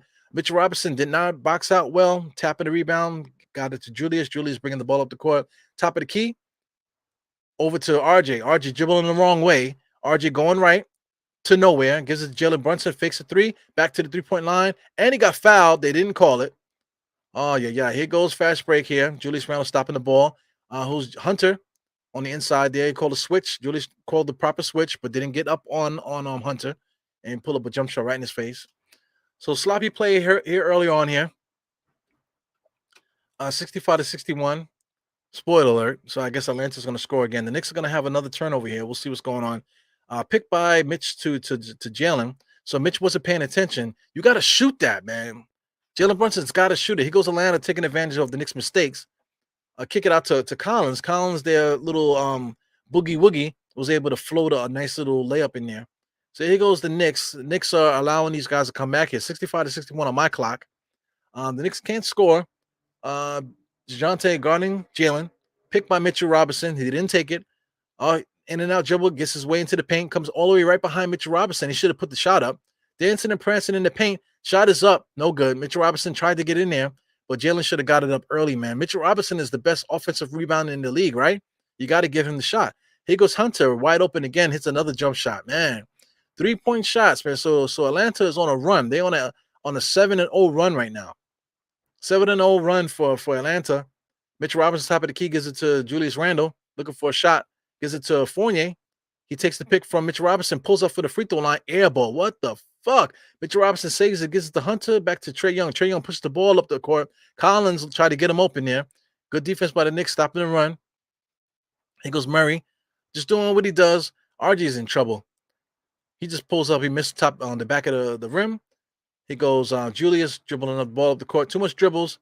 Able to get all the way on the inside. Floated to nowhere. Knicks are not playing well right now. 65-64.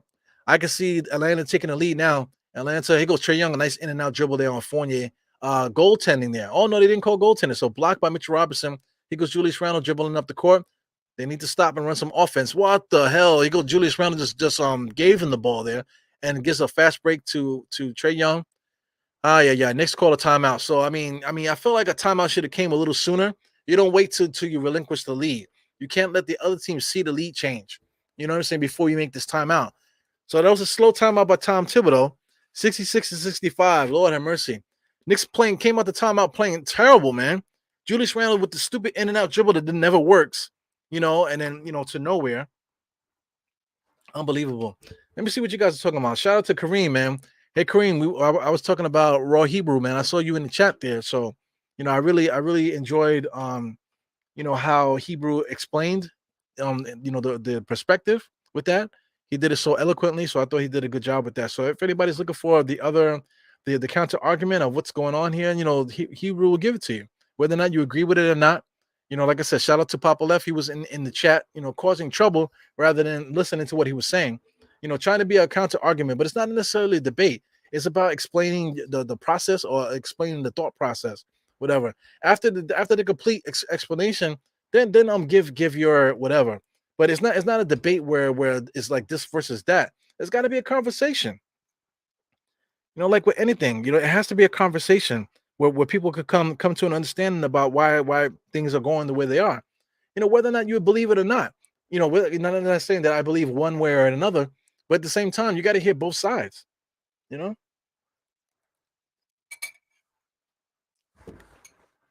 That way you can come. Excuse me. That way you can come to a conclusion. A fair conclusion. It's not to change anybody's mindset. But sometimes people can get some information, and it might not change their mindset, but it might make you think a little bit. Think from the other person's perspective. You know what I'm saying? Not just automatically going to the green. Going straight through the light. You know what I'm saying? Sometimes you got to stop and look what's going on. Anyway. Yeah, man. So, Tips offense. It's a read and react, but I think the Knicks were a little bit lazy. So I know Tom Thibodeau's gonna drill them a new asshole in that timeout. So hopefully they wake up because the Knicks started off right away just by themselves. Julius Randle set the tempo by passing the ball and throwing it right to Fournier's feet. You know what I'm saying? And every mistake that we made, Atlanta Hawks was able to capitalize on it. So it went from an 8-point lead to a 9-0 run. 9-0 run to start the second half. Knicks have got to put this fire out. Joseph J was good. Blown 23-point lead. Hawks made adjustments. Tiz did not. Same old story. Yeah, see that's the thing. That's the same thing when I'm talking about. That's why I keep mentioning it because it's the mentality that it has to go from making bad decisions to fire this guy, and going crazy and stuff. It's not the answer. There goes another bad play there by the Knicks, but I believe they called a foul on Trae Young, but it was a bad basketball decision there by the Knicks. Too slow to allow Trae Young to get in there to make that disruption. Yeah, so it is what it is, man. The Knicks need to make better decisions. Julius Randle jumping in the air to pass to Fournier like that is just a bad basketball decision. The referees helped the Knicks out there because they could have called it the other way as well, and there would be nothing for us to argue about at that point. So yeah, man. One thing about the offense, you can say what you want to say, but it's a read and react offense, man. So you got to have a read and react offense if you have no offensive players. Guys have got to see the floor, and everybody has got to get an opportunity to do something because we don't have a go-to guy. It would be like an offense like this would be so much easier if we had a Durant, But Durant is one of the greatest scorers ever lived. So if you had one of the greatest scorers that ever lived, this offense will work well. So I mean, it's stupid to say that, but it literally that's what it is though. A lot of these teams, let's say even go to Brooklyn. Brooklyn do a lot, they do a lot of one-on-one hero ball. If Kyrie's not going one-on-one hero ball and Durant's not doing it, then what are they doing? Nothing. Look at Boston. Boston do a lot of hero ball back and forth between Jalen Brown and whatever the guy's name, Tatum, Jason Tatum. You know, they go. Is it Jason Tatum? Is Jason Tatum the actor? Anyway, Tatum. My man Tatum. So between those guys, they do a lot of one on one too. Playing off of their own individual one on one play. So I mean, it is what it is. If we had more all-star caliber players on this team, then things will look a little bit better. But we just don't have those guys. Let me just see what else you're adding to that. Tibbs has no creative imagination to adjust. Yeah, the adjustments, he's tried to make the adjustments, but I think today, right now, is just the lazy play by Julius Fournier and also RJ too. And then Atlanta Hawks just being one step ahead of the Knicks on every play. Especially in this little run that they've had here. So I mean, you can get hyped up. So if the Knicks still were up by 23, you would be talking about how great Tom Thibodeau's offense is. But now after having that 23-point lead, now we're relinquishing the lead. It's not because the offense stinks, it's because the Knicks stink. The Knicks are just they're not that good. They're making a lot of careless mistakes. So it's not really necessarily the offense, it's just the caliber of players that we have out there. At least that's my opinion. You know what I'm trying to say? I got Kareem Grant. What else you saying here? They came back because Swiss T's defense. Yep. I don't know. Yo, man, that DeJounte Murray, he had a 14-point run by himself. He scored 14 straight points. It's very hard to deal with that.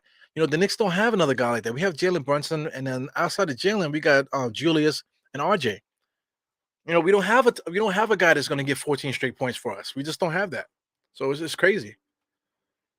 Yeah, man. Salute to Kareem. Yeah, man, just pound the ball into the rim, 2 points.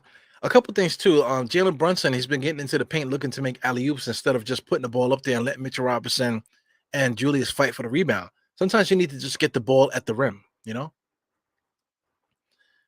man.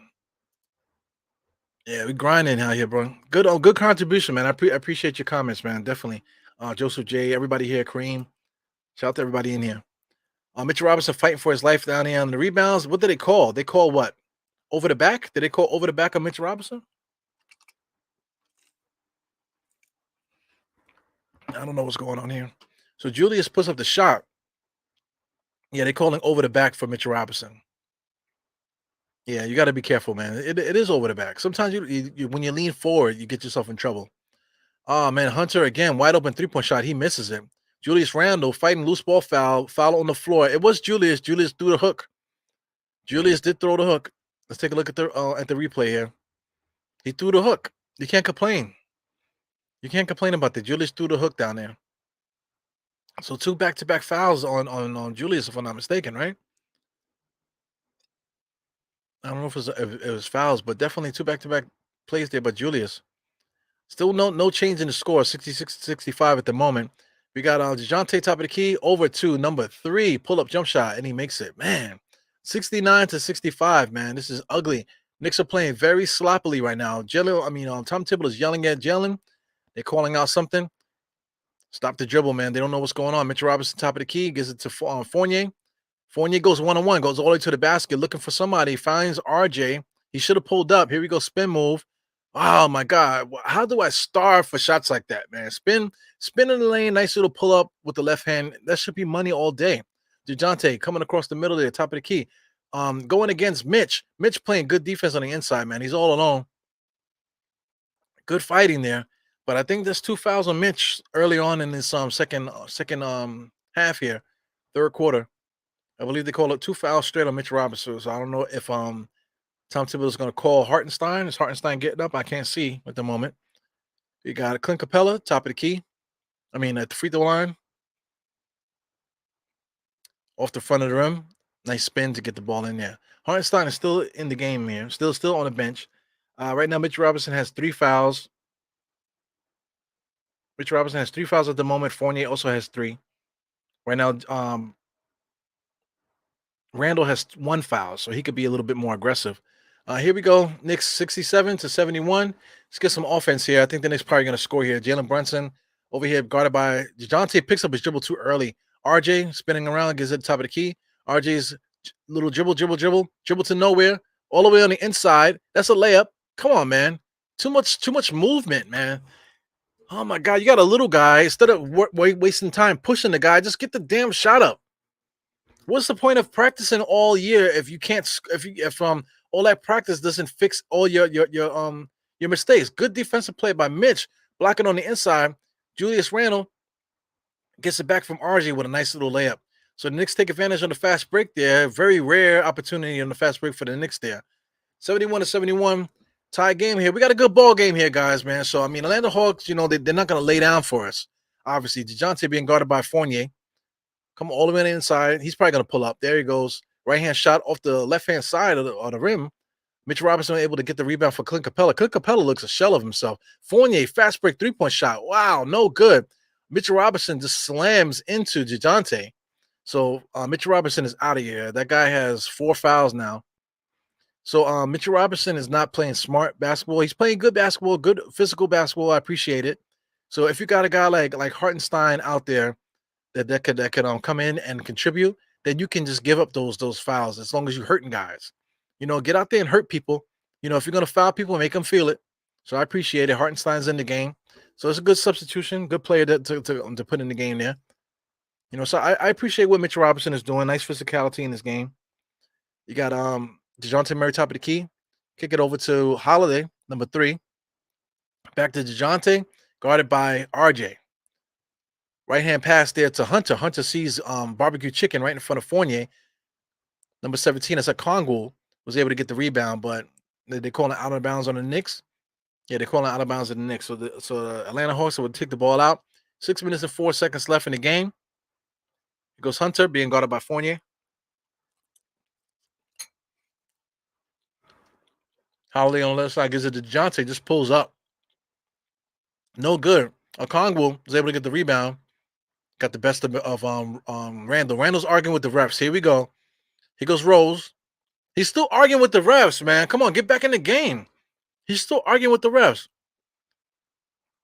He goes Rose and Fournier doing nothing, stopping the dribble. Too much bullshit going on here. Cross go past the Fournier. Fournier fakes it to the right, pulls up. He makes it. Are they going to call that shot? No, they call it on the floor, blocking foul. It's annoying, man. Yeah. We are home and still can't get. I'm telling you, man. Do I still got this? Do I still got it here? Come on, man. Look out, coach. Yeah, that's an oldie but goodie there. Knicks miss another shot. Rebound by the Atlanta Hawks. DeJounte is feeling it, man. That guy's really feeling it. When it's like kick out back out to Hunter. Hunter's feeling it too. He misses it. Oh my God, Collins was able to get that rebound. Clap the boards. Yeah. So the Knicks are playing behind the 8 ball right now. Here goes Rose. Yeah, I feel like Rose is being a waste of time this year too, man. Here goes DeJounte.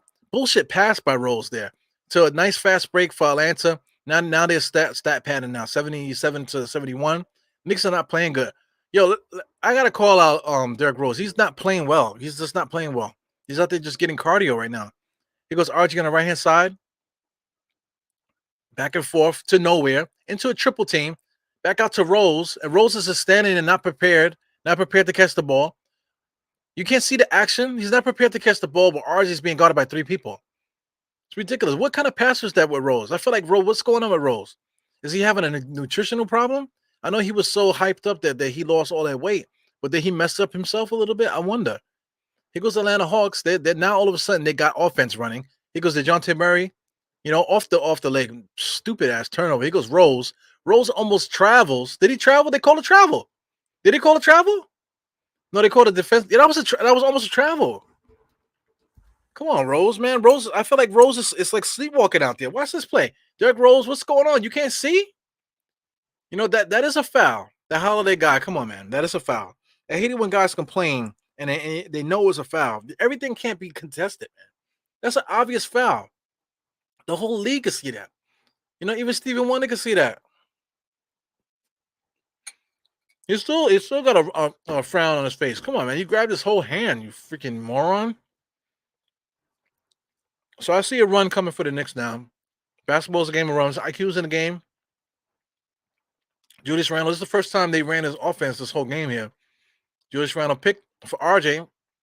I mean, what is RJ doing? He just took it out of his hands. Atlanta Hawks fast break. RJ Rose can't do nothing. Oh, good defensive play. They call a foul.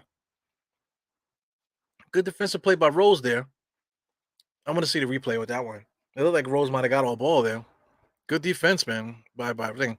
I mean, it took too long for Tom Thibodeau to put Obi Toppin in this game now. Knicks need offense. We got to get Obi Toppin in there. I would like to see RJ get out. I would like to see Derrick Rose get out of here too. Derrick Rose is not playing well. What's going on? Yeah, I mean it's time.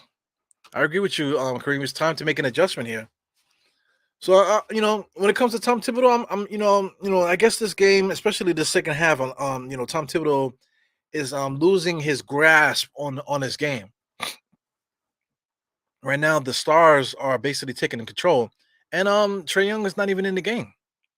And I feel like Trae Young has had an extended break here. Here goes Rose dribbling around, gives it to IQ. IQ's got some action going on. Hartenstein takes the pick, pulls up. Oh, he gets blocked. Got the ball back. Dribble, dribble, dribble. Right now, the Knicks can't do anything right now. Here goes Hartenstein coming out to give the pick, gives it out to RJ. RJ spins, and it's a shot to nowhere. So it's a Knicks ball. Good block by was that a Kongu?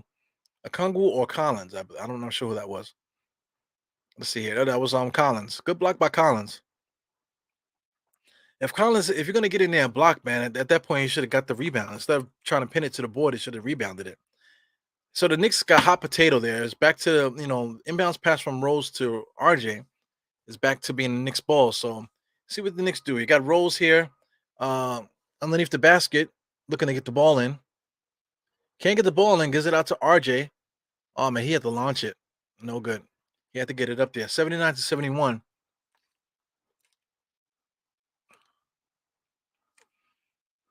It sucks. 3 minutes and 47 seconds left in the third quarter. We'll see what we can do. Yeah, man. RJ's trying to do his best, man. But I mean, he's a role player, man. This guy he's not a guy you can give the ball to and say, give me a bucket. He's just not that guy. DeJounte, top of the key, pick. Here he goes. Get out to Holiday. Holiday probably should have pulled up. Oh, nice drive there. Did they call a foul? Yes, they called a foul. I'll take it. That's a foul. I can't complain about that. So a little bit of action in there, guys talking. Obi Toppin and a Congo over there talking. You can see under the basket. That was a foul. It is what it is. Give Holiday some free throws here. These are the Holiday brothers. These guys are all related. Justin Holiday, Aaron Holiday, they're all related to Drew Holiday from the Bucks. Here goes Cam Reddish. I mean, I feel like it took Tom Thibodeau too long to put the bench in there. RJ's been playing like shit, man. They should have made an adjustment a little bit sooner. But he's trying to ride the starters, to see if they can pull out, man. But I feel like she probably should have put the bench in a little sooner, and then go back to the starters again.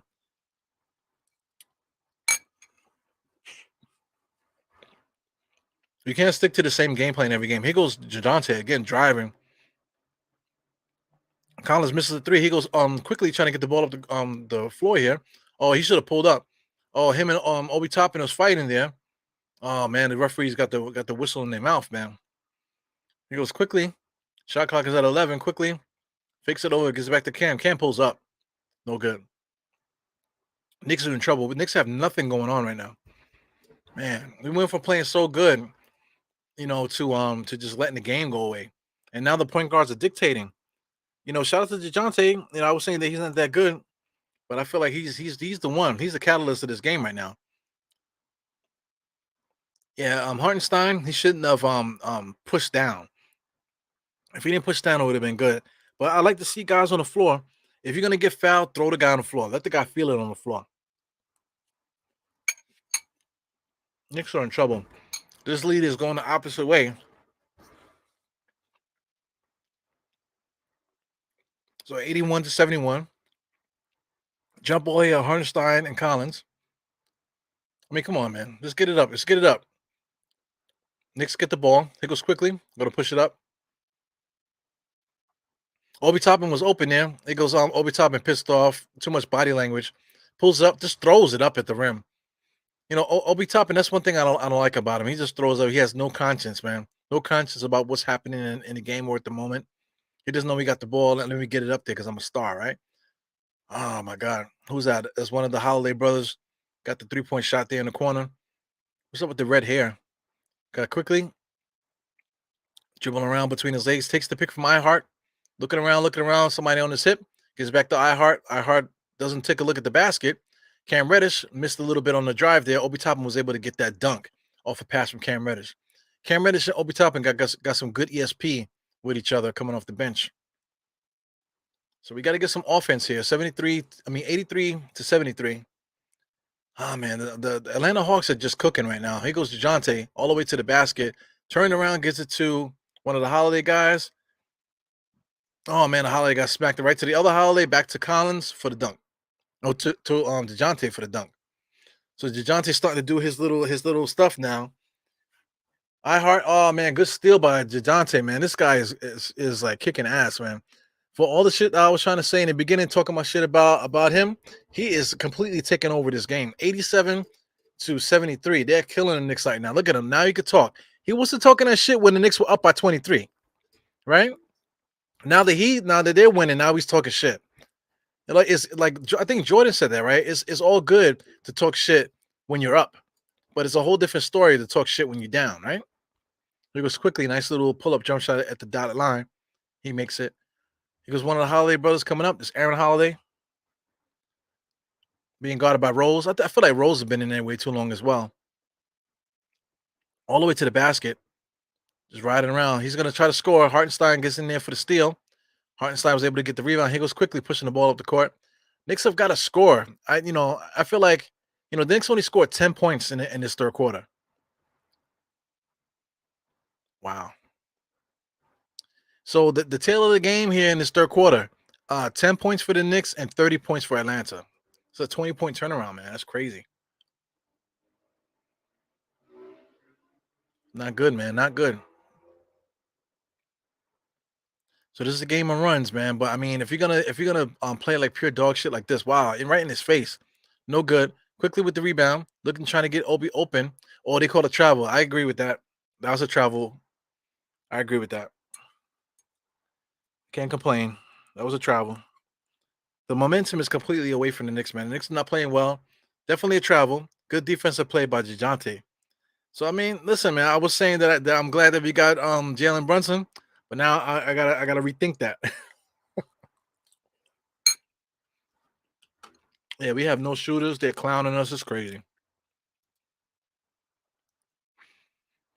I don't want to go that far, Brandon English. The Knicks don't have a star. DeJounte is a star. You know, it is what it is. I was talking badly about the kid before, but my man DeJounte is a star. The Knicks don't have that. The Knicks don't have that star. Man, we're gonna be talking about this all year, man. We should have got Donovan Mitchell. It's games like this where you get the ball to your star and you let the star shine. That's what Atlanta did. Atlanta got the stars. They got 2 stars. Right now, DeJounte is kicking our ass right now. And we have no counter. We have no counter. That kid is nice. We got a full bag. If you notice, all these runs are being led by DeJounte. You know what I'm saying? Look at that. Klein around the pick, pull up jump shot. Can't do nothing about it. Star related basketball. Who's getting the steals? DeJounte. How many steals does this guy have this game, man? Let's talk about this. How many steals does DeJounte have this game? Checking Atlanta Hawks stats here. DeJounte, he has 5 steals in this game. And all those steals have been stealing the cookies right out the cookie jar, man. 5 steals in the game. It's not like he's getting passing lane steals. A lot of these steals are right out the cookie jar, man. Right to the basket for the layup. 31 points, 4 rebounds, 8 assists, kicking our ass. And talk about Trae Young. Trae Young only got 17, 4 and 4. You think that Trae Young would be the guy, but I mean, my man DeJounte's doing his thing. There is no Knick on the roster right now that's capable of doing what DeJounte is doing right now. Only Brunson, but outside of Brunson, nobody else is available. It's crazy, man. Hunter's an emerging star, yeah. Yeah, but Hunter's a role player, so he's playing a role. The key to the conversation is the Knicks don't have a star player, and that's just what it is. I don't know what else we can do about that. So I mean, the Knicks I got to figure out a way to stop the bleeding. I know I'm watching this game right now in the Garden has got to suck because I know losing in the Garden is probably like one of the worst places to be, man. Because you're sitting there with so much energy, Knicks fans that really love the game, really know what they're watching, and then for the Knicks to play like this, man, it's deflating. Shout out to Amari. Amari looks good, man. Yeah, man, it's crazy. That's the tail of the game. 32 points, 32-10 in that third quarter. Unbelievable. Yeah, man. So let me see what we got going on here. I'm trying to get my man Evergreen the link. I just sent you the link, Mr. Evergreen. I see you. So we got a lull in play here. We got somebody with a New York hoodie on already. Expensive ass hoodie. Yeah, a mighty finesse. I hate to say it. I hate to say it, but it's the same old Knicks right now. This is very deflating. We're very excited about having Jalen Brunson in here. We're thinking that was going to change things. Well, when it comes down to it, the Knicks don't have that star. RJ Barrett, I gotta put it all in RJ Barrett's hand. RJ Barrett got his money. You know what I'm saying? Well, we need him to be that guy. He's not. Whose fault is it? Right now, if RJ was that guy that we can get the ball to, let him get some offense, then it would be what's up. Here goes Cam all the way to the basket, reverse layup. That's good. Right now it's so bad. Right now, the Knicks are only down by 11. Down by 12. Knicks only down by 12. But if we can get if we could just put the pedal to the metal and play defense, we should be fine. But we got guys here pulling up. He goes quickly running up the court, not giving himself a break here, running right into guys. Almost did the same thing again. Traveled. Rose has been in this game a long time. Where is Jalen Brunson? Quickly, fake. Good pick by Obi. Obi can't do shit, man. He had a wide open lane to the basket. Here goes Rose, pull up jump shot, no good. Obi Toppin was able to get his right at there at the rebound, miss a chippy. Come on, man. We cannot miss chippies. Obi Toppin misses a chippy, fooling around. He passed up a wide open lane to the basket because he has no take moves. And then he misses a chippy shot right at the rim. Oh, yeah. What's the name? IQ is fighting for these rebounds here. IQ is pushing the ball up. IQ's doing the best that he can, trying to get some stuff going on here. Here goes Cam. Cam, you got to have the green light here. We need somebody to be able to score. Cam Edwards doing some. Oh, he should have spent baseline. If he spent baseline, he would have had it. Pull up jump shot. No good. Oh, man. Bad possessions here for the Knicks. Atlanta's coming down, doing the same thing. Guys are not paying attention. Who is guarding Hunter? Somebody's guarding Hunter, and they totally missed it. Yo, that dude, Aaron Hunter, looked just like Drew, man. He goes quickly to Obi. Bad decision. Hartenstein here gives it out to Rose. Rose back to Obi. Obi has no moves. Gives it back to Rose. Dribble. Scoop layup. No good, man. These Knicks suck. Obi has no moves. Gives it back to Rose. Yep, there you go, man. Dribble. Scoop layup. No good. What's good, man?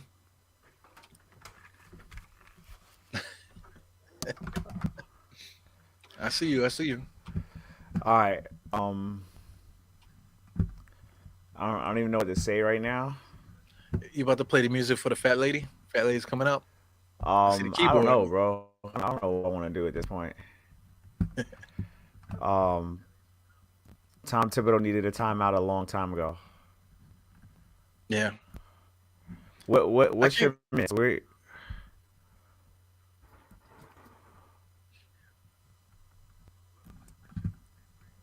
How's your audio? You can hear? You hear good?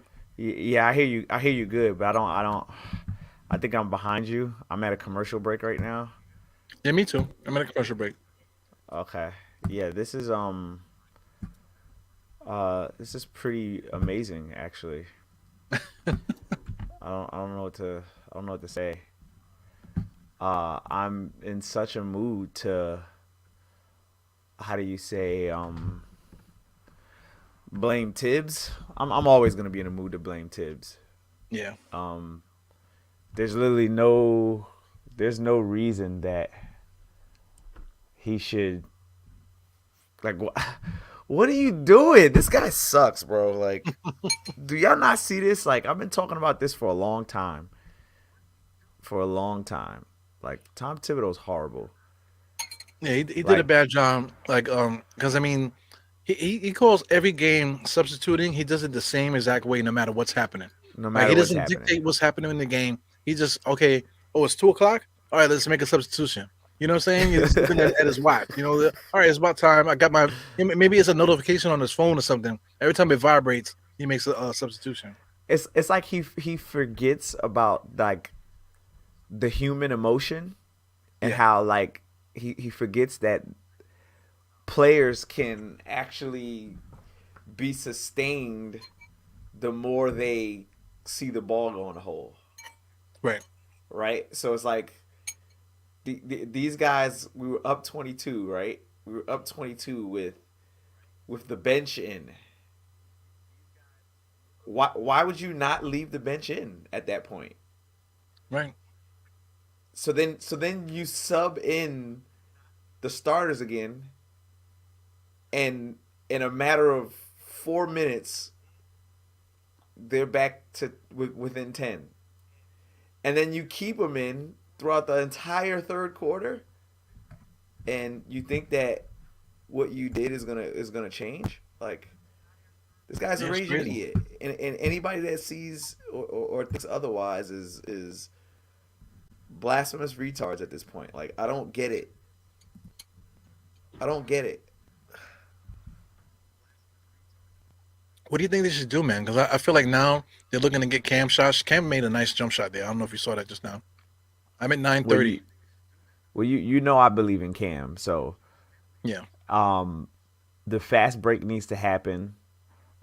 We push the pace, the half court basketball at the top of the three, with the same bullcrap rotation of the center picking and it's not there. Then he takes the handoff and then he starts to play. Shit's not working. DeJounte Murray's got 5 fouls. I mean 5 steals off of that. Yeah. That's crazy. Yo, can you what are you watching the game on? What are you watching it on? I got an MSG Go. I'm using a streaming app, MSG Go. Oh, okay. So you can't send me the thing that Well, what's the name sent you the other day. I could try, but sometimes when I do it, I think my system is not strong enough to maintain it. Oh, okay. All right. Well, I'm I'm I'm in a I'm in a pause right now. Right. So I mean, I gotta say that was my idea. That was my Oh, was idea to it? do the whole another link, give another link for the thing. That was my idea, but it doesn't work for me. But it works for Gerald because Gerald has a Where high tech who system. where's Jarrell at? Where's he's He's around. He probably got the audio on, paying attention. Knicks are losing, man. So sometimes he keeps the audio going just in case I say something crazy, and then he'll pop in like, "Yo, man, you crazy for saying that?" Yeah, this is wild. I'm Yeah, at 9 minutes and 3 seconds. This is wild, bro. yeah. Right now, Atlanta's chilling. This guy Aaron Holiday, we till you get to like what is that, the three? It's gonna be the 8 40 something mark. Aaron Holiday just basically himself rebounding, tipping it to himself. Knicks are just playing bad. Oh yeah. Jesus. Wow. So is this just an isolated thing where the Knicks just got caught tonight? We let Atlanta get back in it, and then we just weren't able to get it, or is No, this this just isn't what the Knicks isolated are? at all, bro. This isn't isolated at all. Yeah. This is well, I'll tell you this. It's isolated in the fact that the culprit is Tom Thibodeau. Mm. That's what's isolated. It's him. The decisions that he makes. Bro, if we're up 22 and I sub in the starters, and within 3 minutes we're down 10. I'm calling a timeout and I'm adjusting something, Yeah. right? Like Yeah. I think what started it all, the Knicks were winning, right? But then he let the Knicks he let Atlanta go basically on like almost a 10-0 run. Knicks didn't score at all in the third quarter, and they let Atlanta get the lead, and he let Atlanta build the lead before he decided to make any changes. He called a timeout when they took the lead, and then he had to call another timeout, and but he still kept everybody in. Like, what adjustments did you make? You didn't take anybody out, you didn't move anything around, you just kept the same guys in there and let them burn. this is crazy. This Wow. and Atlanta's playing wow, good too. bro. Wait till you see this on Obi Toppin block. They just blocked Obi No, no, Toppin. I just saw it. I You just saw saw it? it. Yeah. Yeah, I just saw it. It's Man, it's crazy. ridiculous. Like dunk the ball, bro. Aren't you like that? Like you It's could too, have damn near jumped over him. he being too cute, man. Obi Toppin's more concerned with being stylish than actually playing this game.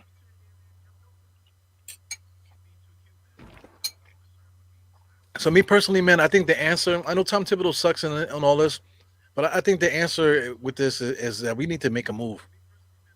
I think it's kind of too early. This is only game 7 at this point. But I think early on we could see the problems, the problems with the roster and whatever. We need to figure something out.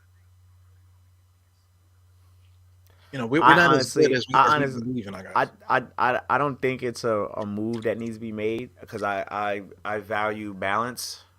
Hmm. As far as player acquisitions, like I still believe in all the players individually, but with all the faults that Obi just showed, with you know the horrible separation in defense, the horrible closeout defense that we've had, that's a matter of mentality, but it starts with coaching. Like Yeah, what are you doing to make immediate on the floor adjustments? yeah. Just now, Okay, quickly. you saw quickly hit the three. Yeah, yeah, yeah, yeah. So Atlanta immediately called a timeout because that's how you extinguish that. He hit the three. You can see they bouncing a little bit, so you got to call that timeout just to get the. I know you don't like to talk about the momentum, but like the Knicks saw the ball going to the basket, so you have to immediately pull them out the equation. You got to call a timeout, get everybody off the court, just so that confidence doesn't fester. You know Right. what I'm saying? Yeah, yeah. I mean, I agree with the confidence thing. I wouldn't necessarily call it momentum, but that what we call in the military that esprit de corps, like Yes. that happens, Yeah. and the last thing you want to do is invigorate the opposite team. But again, this could be simply done on our end as well. Like that could have been done 20 minutes ago, bro. Yeah. You're right. It's like, what are we waiting for, right? It's like we're waiting for the moment to do it. Whatever that moment may be. What is does it take Trey Young dunking on somebody for Tom Thibodeau to call a timeout? Like, Yeah. is that what it takes? Like Trey Young, all right, I'll call a timeout if Trey Young does a windmill. Up, there's no windmill. Oh, it was a three ball. Okay, he's supposed to do that. Play ball.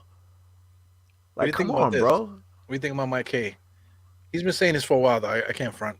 I He said wants. before the season with this schedule, if they don't trade Randall within 20 games, Tibbs is going to end up getting fired. Um, It's possible. There's a lot of nepotism in the garden, man. With Steve Nash now a free agent, I can see Tom Thibodeau being fired, and they bring Steve Nash in. I couldn't see that. I couldn't see that at all. I mean, I get the connection between Steve Nash and RJ, but um, I think Steve Nash has to go all the way backwards. Like, you need to come in as a goddamn a warm up coach or something after trying to deal with that. After trying to check Twitter, I got you, Jarrell. After trying to get that, trying to hold down that dumpster fire, bro. Like that's a dumpster fire. Yeah. That is a damn dumpster fire. If I ever saw one, and I've seen a few. I mean, I'm from Soundview. Like Yeah. I've seen a few dumpster fires, but you I appreciate that. I've seen a few. You know what I mean? Yeah, absolutely. Let me see where's he at. Okay, Jarrell, my guy, Well, my send me the link too. What the guy, hell? Send me the link too, Jarrell, so we could be on the same page. my guy, Well, where you at? Jarrell. Where you at Hold right on, now? I'm pulling it up right now. I'm at hold on, I'm at 702 right now. Okay, so I'm at 652. So it's a little closer. Into that studio. Okay, my guy. All right, yeah, I'm at 652 right now. Okay, As I 650, told you, man. 649. Jarrell always listening, man. If he's not in the chat, he's got it on. He's got me playing in the background. Appreciate him. Not for nothing. It's 6 minutes left in the game, so the Knicks are still within like 10. So we're like one good run away from making this a nice game. Obi Toppin wide open, man. Ooh, this is it. Those type of shots you need to go in, man. Savvy D. So the Knicks can't stop the bleeding. We need a tourniquet out this motherfucker, man. A tourniquet. Yeah. It goes Hartenstein. You got to make some of these things, man. Hartenstein misses another one. Obi Toppin smacking the balls around. Yeah, Knicks can't stop the bleeding. We can't get the ball in the basket. We're getting the shots we need. I'm like 3 seconds behind you. Yeah. Goes Hunter. Hunter is making the shots that Atlanta needs to put the foot on our neck. Wide open 3-point shot just now. Goes quickly.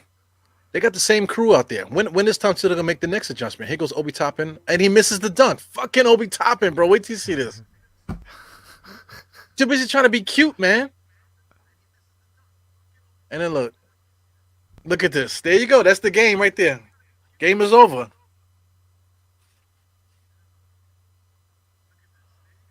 Ay, ay, ay. That's the game right there, Evergreen.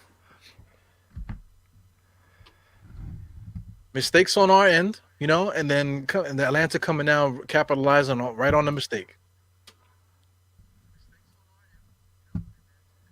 Ay, ay, ay. Bro.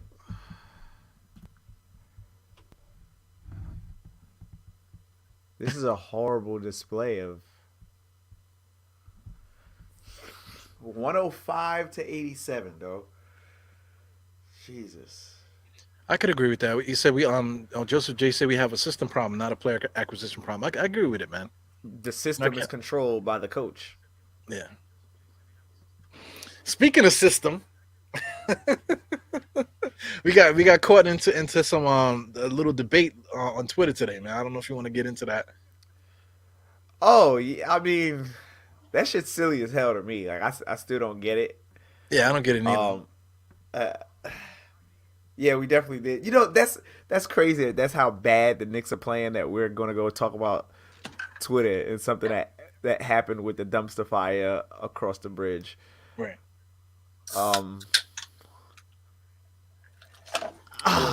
Honestly, I don't even know if this is this is the Die Hard Knicks podcast. Who gives a shit, right? Yeah, so, yeah. I don't know if this is the platform to get into it, but I'll say this. First and foremost, this is Evergreen G's take and his take only. And I don't want my take to be how do you say these, what are the views and opinions expressed on this show or solely the, you know what I mean? Because I don't want what I say to magically be what, oh, did you hear what Die Hard Knicks podcast said? Like, no, that's not what this is. This is me and solely me. And I will say this: Kyrie Irving didn't say anything wrong. Did he say anything at all? No, I don't think he did. Did you hear him say anything? I didn't hear him say anything. I didn't hear him say anything. I didn't hear him say anything. I saw. I didn't even. Honestly, I don't even follow him on Twitter, so I didn't even see what he tweeted. Right. In fact, I didn't even hear him apologize, but apparently there's an apology out too. Okay. So, he didn't say anything wrong on a logical level, on a linguistical level, even on a biblical level, which was what was referenced. He didn't say anything wrong. Yeah, he didn't refer to it at all. All he did was use the feature that we all use to post stuff. You know. But So, like if I mean I post stuff, sometimes people don't say nothing, but somebody could post exactly the same thing I posted, and 10,000 people would all be like, "Oh wow, man, you so funny!" That's what Twitter is. Twitter is like a big high school reunion for people, man. bro, you know what's crazy? I look at that in the production world, right? I could make a beat, and because I don't have a large brand Mhm. behind me with this beat, and it could be the most fire beat you've ever heard, bro. Right. And if I present it to the world, nobody gives a damn. But if Kanye West gets the beat, if Ye West or just Ye, whatever he's calling himself, if he gets the beat, oh man, it's the most. He's a genius. This is the most amazing thing ever. So it's like things get heightened by things get heightened by brands. Yeah. I have no clue why though. This idea of sensationalism is real. This idea of propaganda is real. It's powerful, and people are stupid. Yeah. They are. And, Here's and the I, thing too, like you talking about the beat. Let's say if you make the beat, right, and then Kanye West uses it on his album. It doesn't have to be Kanye West. You just say Kanye West. So if he uses it on his album and he's rapping on your beat, and then they interview, oh man, I really like track 12. Oh well, track 12, I didn't produce that one. That was produced by Evergreen. I'm like, oh Evergreen, oh okay, all right. Well, yeah, so they're not gonna acknowledge it. You know what I'm they're saying? not gonna It could be acknowledge the it. best song on No, the album. They're not gonna acknowledge you, because you're not that guy.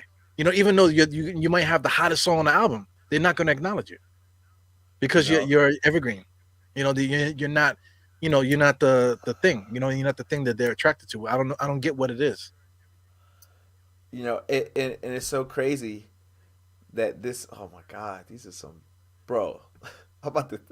Hey Jarrell, bro, I appreciate you sharing this link, but I'm about to close this shit out, bro. This is horrible, Yeah, horrible it's ugly, basketball. man. I haven't even looked at the screen. I was looking at you.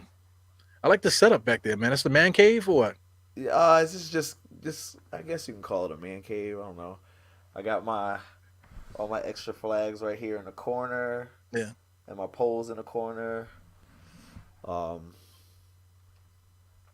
I like it. I You got got all other the keys on flags the on that table. side. You said what? That's where you chop the keys up right there on Oh on the yeah, front there. yeah, yeah, yeah, yeah, yeah. That's my lab. Obviously, I'm moving my laptop screen, which I should probably get a how do you call it? Like a webcam or A something. camera, yeah, like a webcam. Are you on a webcam right now? Yeah, I got a few webcams, man. This is the front camera right in front of the what do you call StreamYard set, and then I got another camera here. I call this the gut camera because it's the camera that shows my beautiful stomach here. Why do you have a camera pointing at your stomach? I don't know. Oh, You see that? okay, okay, This is supposed to be the game camera. So like if I'm watching the game, I'm supposed to be like really like this, but I never use it. You know what I'm saying? okay. All right, Yeah. yeah, I think I want to do that because I'm thinking about not necessarily starting up a. I'm not gonna start up a Knicks YouTube channel because you guys have flooded the market with I'm YouTube telling you. channels.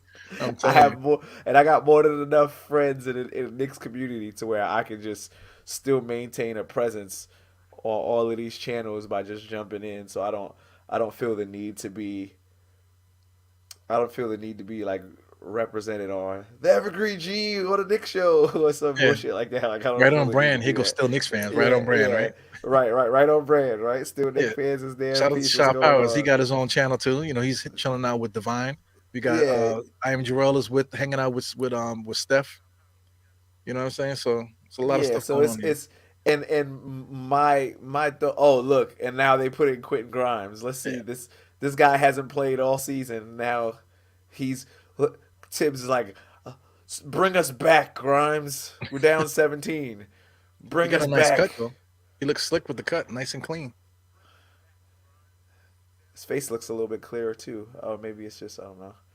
He had Yeah, like definitely. He was having all a that big issue acne. with the acne. Yeah, What was he dealing with? What do you call it? Neutrogena yeah, or no proactive or some shit like that. Yeah. yeah. I got acne too. I got like adult acne. I used to get pimples a little bit growing up, but I started getting them recently. I mean, I don't know what to do. I'm like trying my best to stop it. I don't know what to do. Bro, this is horrible, dude. Yeah, it's like watching a like a what do you call freaking snuff film. It's like you remember those movies, Faces of Death. Remember that? Yeah, just meaningless Jesus violence. Christ! What are you doing? Just mindless violence for no reason. Yeah, there's a movie out now. I would never see it, but it's called The Terrifier. Did you see that? Well, it's Nah, actually part two. They had a first one and they had the second one out.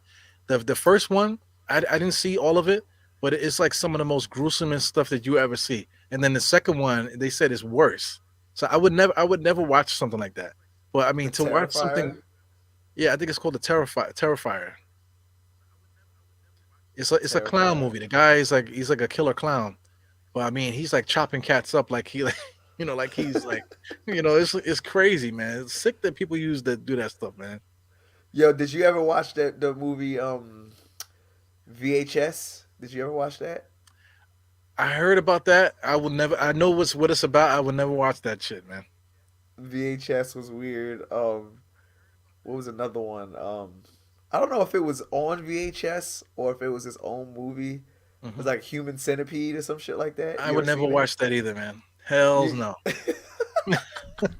I see somebody was showing it. Yo, man, check this out. I said, man, get the fuck out of here. What the hell is this bullshit, man?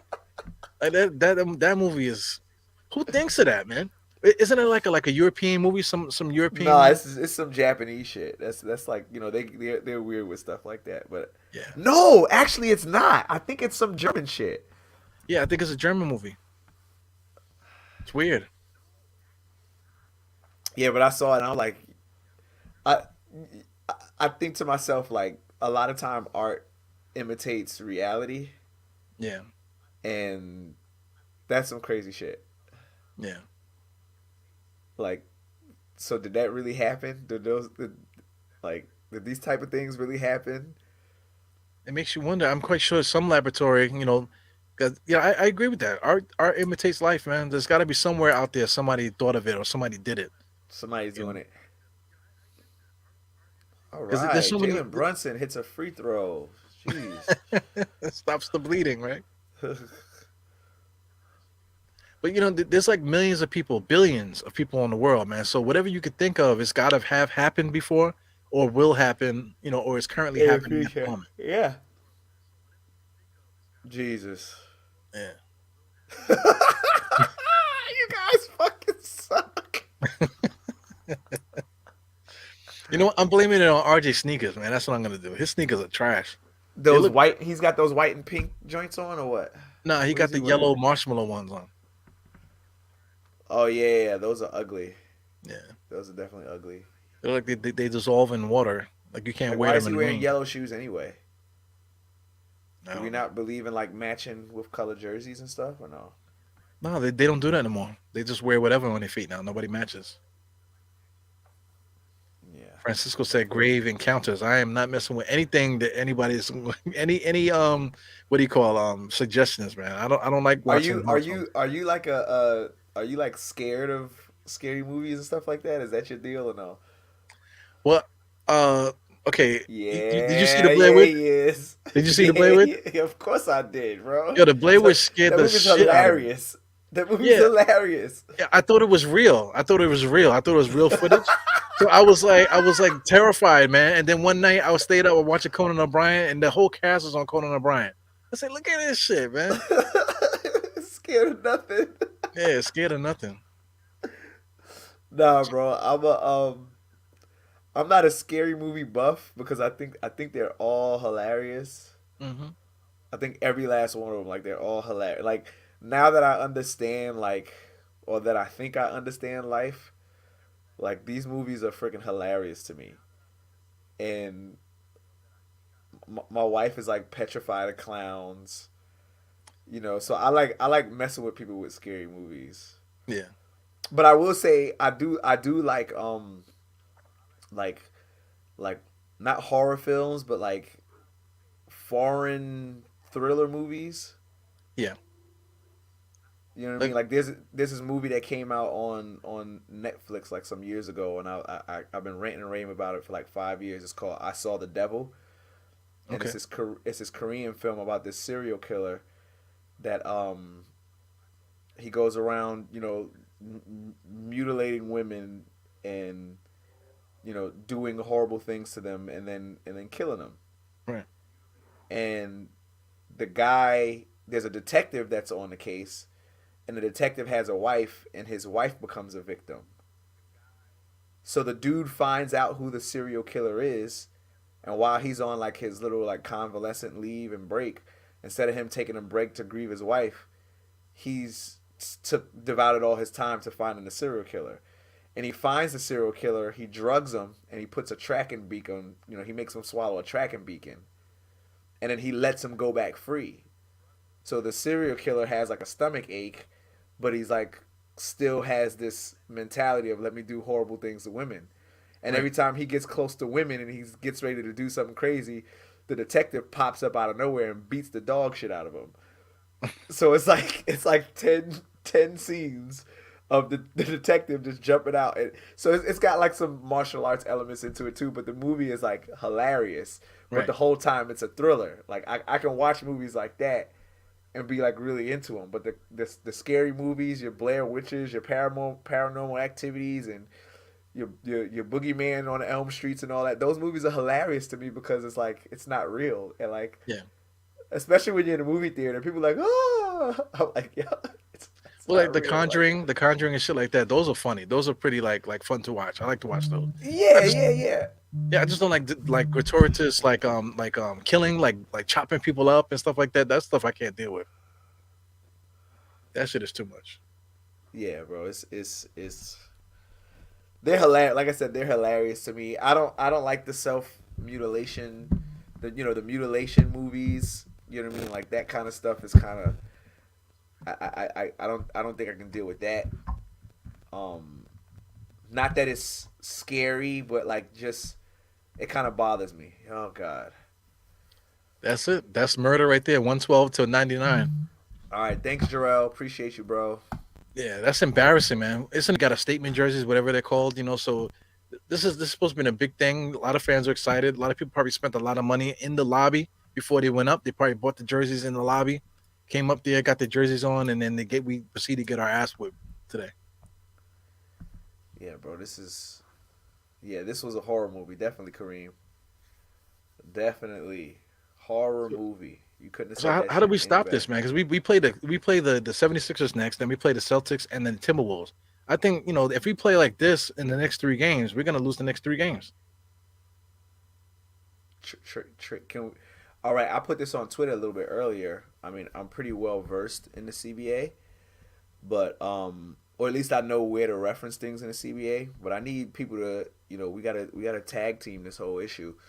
Let's see if we can find a clause in the CBA that says we can trade coaches. I think it's been done before. You have to give like draft camp compensation because I Yeah, think something's happening now with Eduque, right? I think once they suspend him, he's not fired. They just suspending him, so I think they're gonna let him go. The rumors he's supposed to be going to the Nets. So I think it's gonna be something like draft compensation. I think the last time that happened, I think second round draft picks were given up just to get the guy out of there, yeah. something like that. I'm willing to at this point.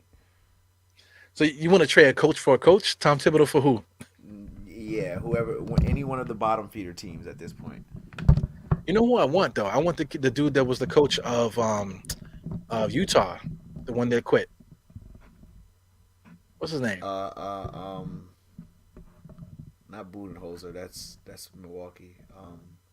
I can't think of his name. He looks like the Riddler, the original Riddler I know from you're talking about. yeah. Somebody I in the feel like his chat got name to say starts with something. an S. Let me see. Hold on. I feel like his name starts with an S. I'm waiting for Jarrell. Jarrell's gonna tell me. Jarrell's Jarrell gonna tell me. knows. Quinn, there. Oh, Quinn Kareem said it. Quinn Snyder. Quinn Snyder. Yep. Yeah. See, I knew I was on it. Quinn Yeah. Snyder. Yeah, Billy he's Donovan too, man. He was the coach of That's nepotism though. Billy Donovan helped Jalen Brunson win the championships in college, and he's gonna come and coach him in the NBA too. What do you think about Billy Donovan? sure. I'll take him. Sure. He's currently not doing anything right now. At this point, I'll take Pookie, that guy that stands that guy that stands on a corner like 125th and Fifth Ave. That's I like don't know. screaming, "Yeah, I got the perfect plan. This is what we need to do." I'll take him, bro. What do you think about Johnny? Johnny Bryant, next man up. Yeah, sure. Listen, bro, anything at this point, right? Like, this idea shouldn't even be. Oh no. You keep. Oh yeah, Doc Rivers got traded from Boston to the Clippers. Okay, yeah. I So it's think they still gave there. up draft compensation for that. He said, "Whoopee." Yeah, I'm gonna put what was the name of the movie? whooping coach. Yeah, when she had that movie. Forgot the name of it. That's a problem with being old, man. You think of something. What's the name of that shit? What's the name of that shit? you so you start losing your wits. Yeah, it's crazy. Then you get it back when you turn like 70. Yeah. So Yeah, I'm good sure. with that, man. I feel like we need to get a different voice. You know, Billy Donovan, I think will be a guy that might be able to get it right. Yeah, Jay Wright. My bad. Why am I saying Billy Donovan? Billy Donovan is already coaching that right now. He's coaching somewhere. I'm bugging, man. Yeah, that's Eddie. The movie's name is Eddie. Excuse me. Whoopi Goldberg could coach. The movie name was Eddie, and it wasn't Billy Donovan. It was Jay Wright. You getting see Sure, now, old sure, man. bro. Again, you can get Zitong Ping from the Beijing Ducks practice squad, and I'll take him at this point. So you're Like, familiar with the Beijing Ducks? no, I'm just making up names at this point. Yeah. You don't want to offend certain people, man. You know what I'm saying? Take things the wrong way. Oh, yeah. My bad, y'all. I didn't mean that in a any way derogatory way at all, The except thoughts for expressed by Santos Evergreen is Rose. only the thoughts of Evergreen. Not the The express views and opinions expressed on the Die Hard Knicks podcast are specifically those of Evergreen G. Yeah. Viewer discretion is advised. So Yeah, bro. what you thinking of doing? You thinking of doing like a lifestyle channel or like what do you think of trying to do? Or trying to expand on what you're doing on TikTok? Because Yeah, you're man. like a superstar on TikTok now, man. What's going on with that? Because yeah, bro. But TikTok is very I guess I would say the easiest way I can say it is my content on TikTok is a little bit too it doesn't fit the what's the words I'm looking for, the terms and agreements, the policies that are Yeah, written in. of TikTok. Yeah, the user Yeah, agreement, whatever it is. so yeah, like I posted up earlier today. I posted up a Kanye West post, right, and Yeah. explaining kind of what we was arguing about a little bit earlier today on TikTok. Kind of I gave like an explanation, utilizing a dictionary, bro. Just reading from a dictionary. Yeah, that's the first thing that came up. As soon as I opened up TikTok, that's the first thing that came up. My man Evergreen. Oh yeah. So you see on that video, yeah, the rules regulations. Yeah, you right, Jarrell. Um, no, but it's not. They don't call it rules and regulations. They're calling it something else. I can't remember. Damn it, I can't remember what it is. But anyway, the like provisions and guidelines or something, whatever. So I went from posting something about Kanye West, and I swear I was down here. I was actually in my corner. This is my book stand is right. My book stand is right there. Okay. So I got down here. I made my post. I put my phone in my pocket. I put my jacket on. I stepped out of the door and I said, "Oh, let me go and share this with a few different content creators on TikTok." I pulled my phone back in my pocket, sat in my car, went to the video to go share it, and it said, "This post is in review." and cannot be shared at the moment. I'm like, what the hell? Like Yeah. that quick. It was like no more than 20 seconds, bro. And it's been times where I go live and I get kicked off of live. You know, they say I'm violating, you know, the provisions, and sometimes I'll be sitting right here in my room going live, and they'll be like, "You're doing dangerous acts," right? So They're always trying to this start some shit. He's trying to start some shit. no Israel flag. Yeah. we we you can't show the. I don't know what it is, Almighty Finesse. I don't know what it is. I can't figure it out. But I get all, so I'm like, you know what? This is not the platform that I can be operating in, you know. So I intend on moving to Twitter and keeping up all of my talks about law, history, etymology. You know, that's kind of where my base was built. And I didn't even, by the way, I didn't even intend to do any of that stuff Right. on TikTok. My intention when I got on TikTok was promoting music. Right. But TikTok's algorithms is so saturated with like bullshit that it's hard to get noticed. Like you have to be picking your nose and like take a shit on the keyboard in order to get noticed and Take you know a what I shit mean? on Like the keyboard. you have to do something in order to be seen and go viral for people to want to follow you, and that's just not my forte. And Yeah. it just so happens that I came across a post on TikTok that was dealing with history and law. We need to bring this back. We need to bring the Black I, Planet back, man. This is where we're gonna be able to get all our thoughts and views out. We're gonna move all the podcasts to Black Planet. That way we can just have our own section. Not to deal with the fucking bullshit, man. Yeah, shout out to my man 69 Mega. He always comes in here like I know where to get my porn. I'm quite sure everybody else knows where to get their porn too. So let's block him again. Got like 15 of those guys in my blocked users. And Big shout out to 69 Mega. yeah, Um, almost every night with that shit. yeah, bro, but it's just wild, man. Like, so I'm like, all right, I'm gonna take my platform and move it to Twitter. Since Twitter seems to be a little bit more lucrative with the things you can say and do. I mean, it's Yeah. bad enough they have. I'm pretty sure they have like porn on Twitter too. Yo, man, every day somebody that follow posts something, man. I had to like get rid of some people because it's like, damn, why the hell are you posting that? Like as soon as Right. I'm scrolling through, I'm like, yo, babe, look at this, and next thing you know, whoa, like wow, like, my bad. Yo, Like, but you know what I've noticed too? And this, I took a break from Instagram for a while, Mhm. right? Because I was going through Instagram and I don't know what happened. It was like something happened in like early September where it was just like, bro, I don't follow twerk videos. I don't follow no chicks on Instagram. Like, I all the people and all the things that I follow are all musicians, all music producers. And when you go on Instagram, bro, like every time you go to like the real section, it's just chicks in thongs shaking ass. And I'm man, like, yo, what the mine has been what like that for happened like the here? last 10 years. Instagram. There's been nothing but booty clapping all over my Instagram. I can't even my diehard Knicks is I try to keep diehard Knicks only basketball, but my regular Instagram channel, I mean, it's like it's disgusting, man. Sometimes I just gotta put the phone away. It's like, come on, man. Yeah, bro. But that's what I did. Like I only had one Instagram account, and again, that was only for music, and I intend on keeping it for music. You But know what every it is time though? You know what it is with Instagram? They started doing the sponsored posts. Like if you want to yeah, like they'll have like stuff content that you go have exclusive content, subscribe to it and pay. So since they've been doing it, they've been like highlighting whatever people are trying to sell.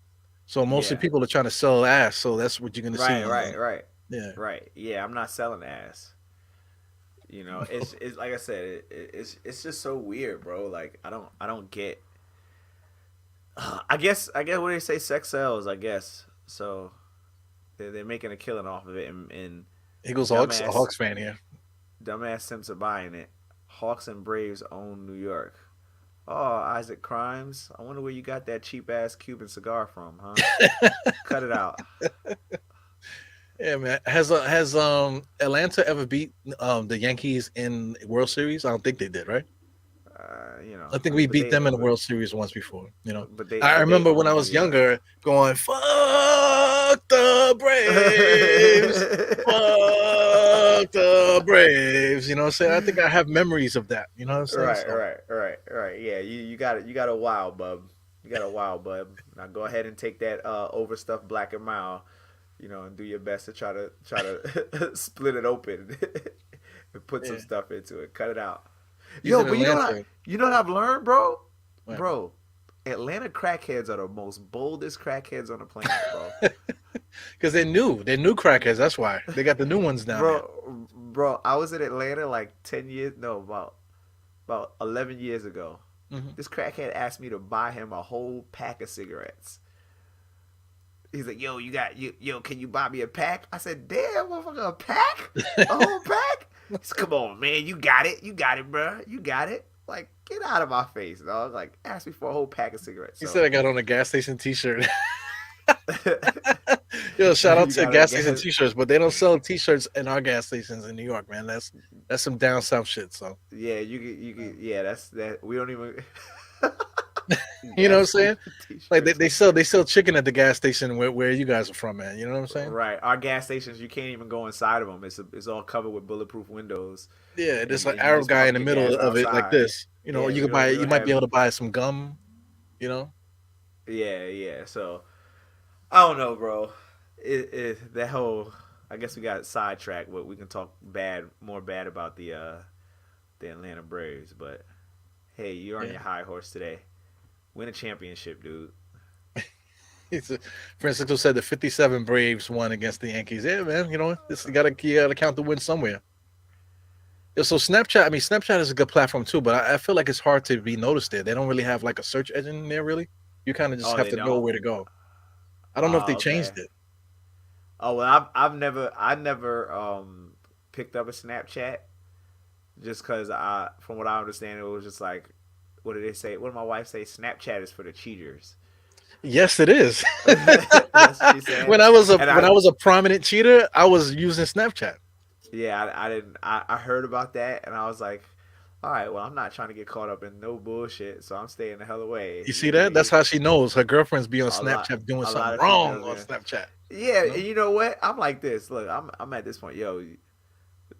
Do what you do, but you know the consequences. So I'm not looking through no phones. That's the I'm thing. not doing none Snapchat, of that. once you send a picture or if you get a picture, it disappears. So if you pick up the phone, the picture is gone.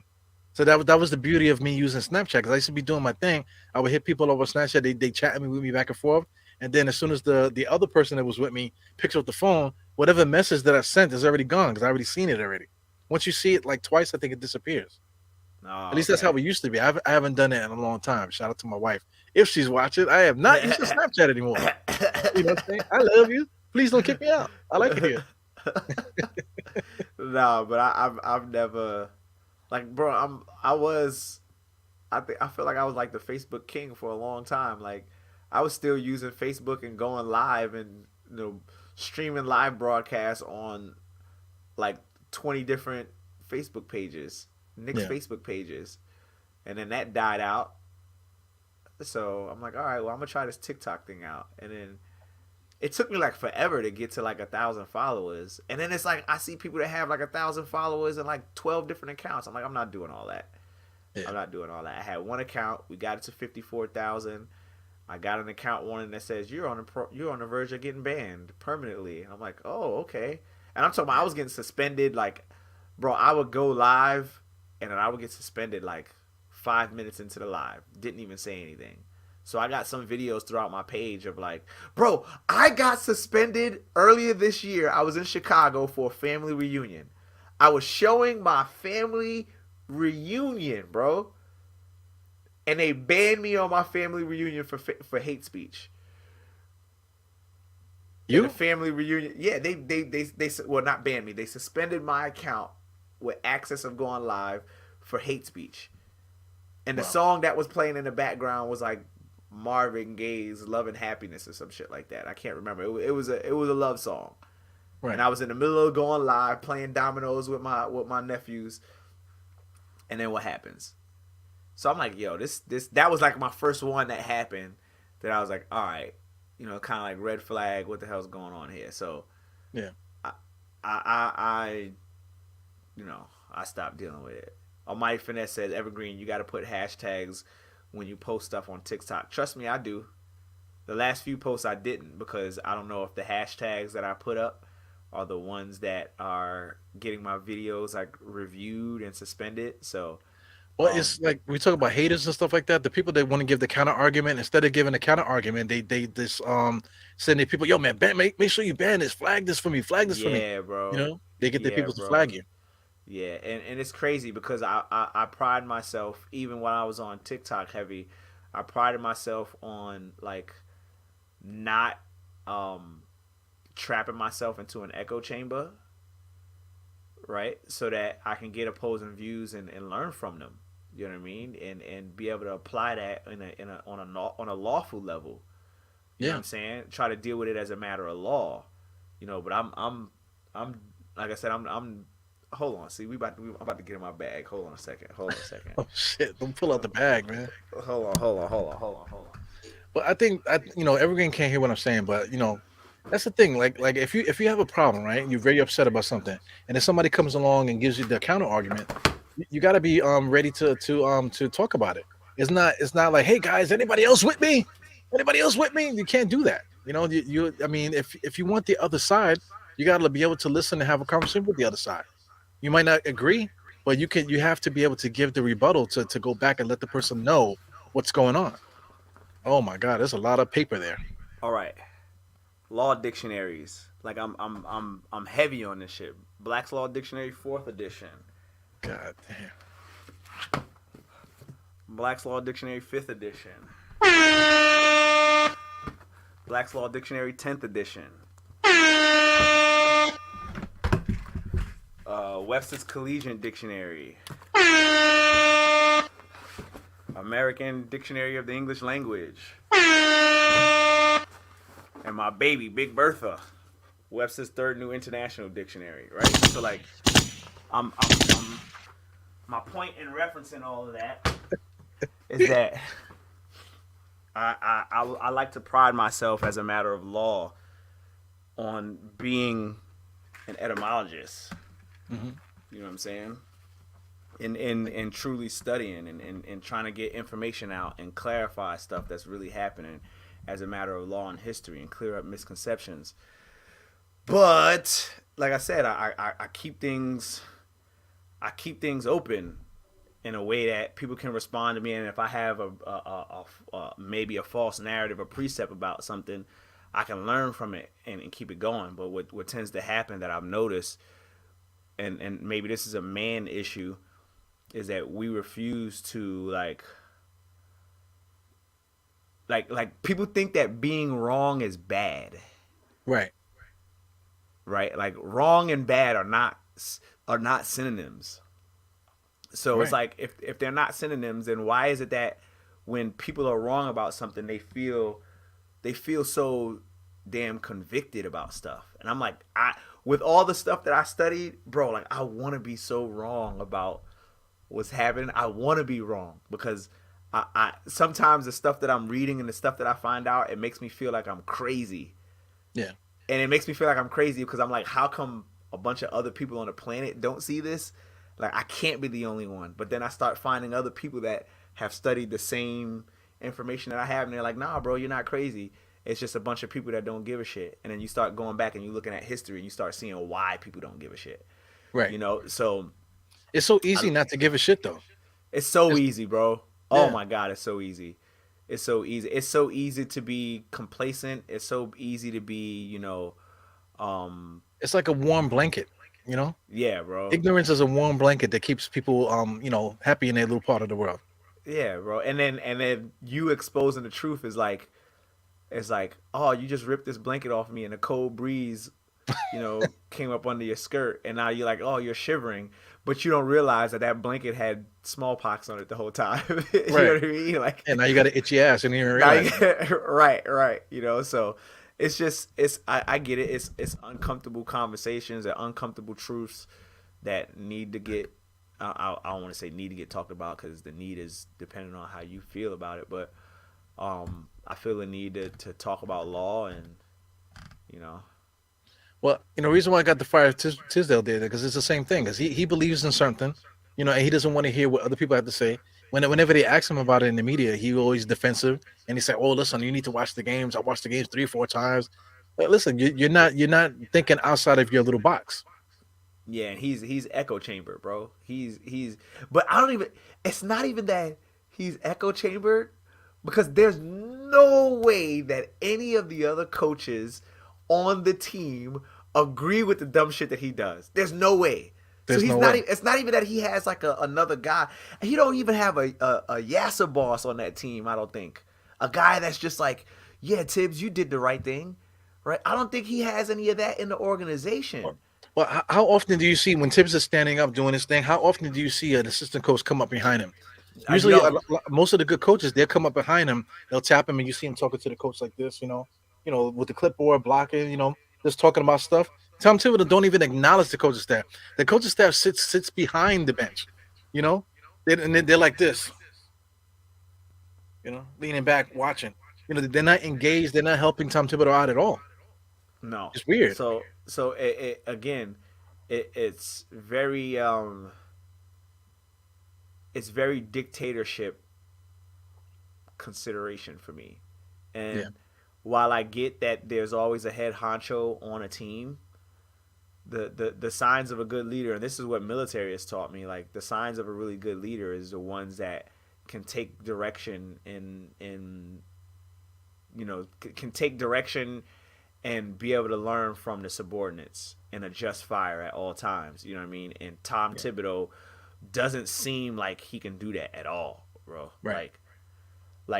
I've with when I was serving in the Marine Corps, when I was a sergeant in the Marine Corps, like one of the easiest thing in the world that I could do is listen to a private and what he had to say about a given task, about anything.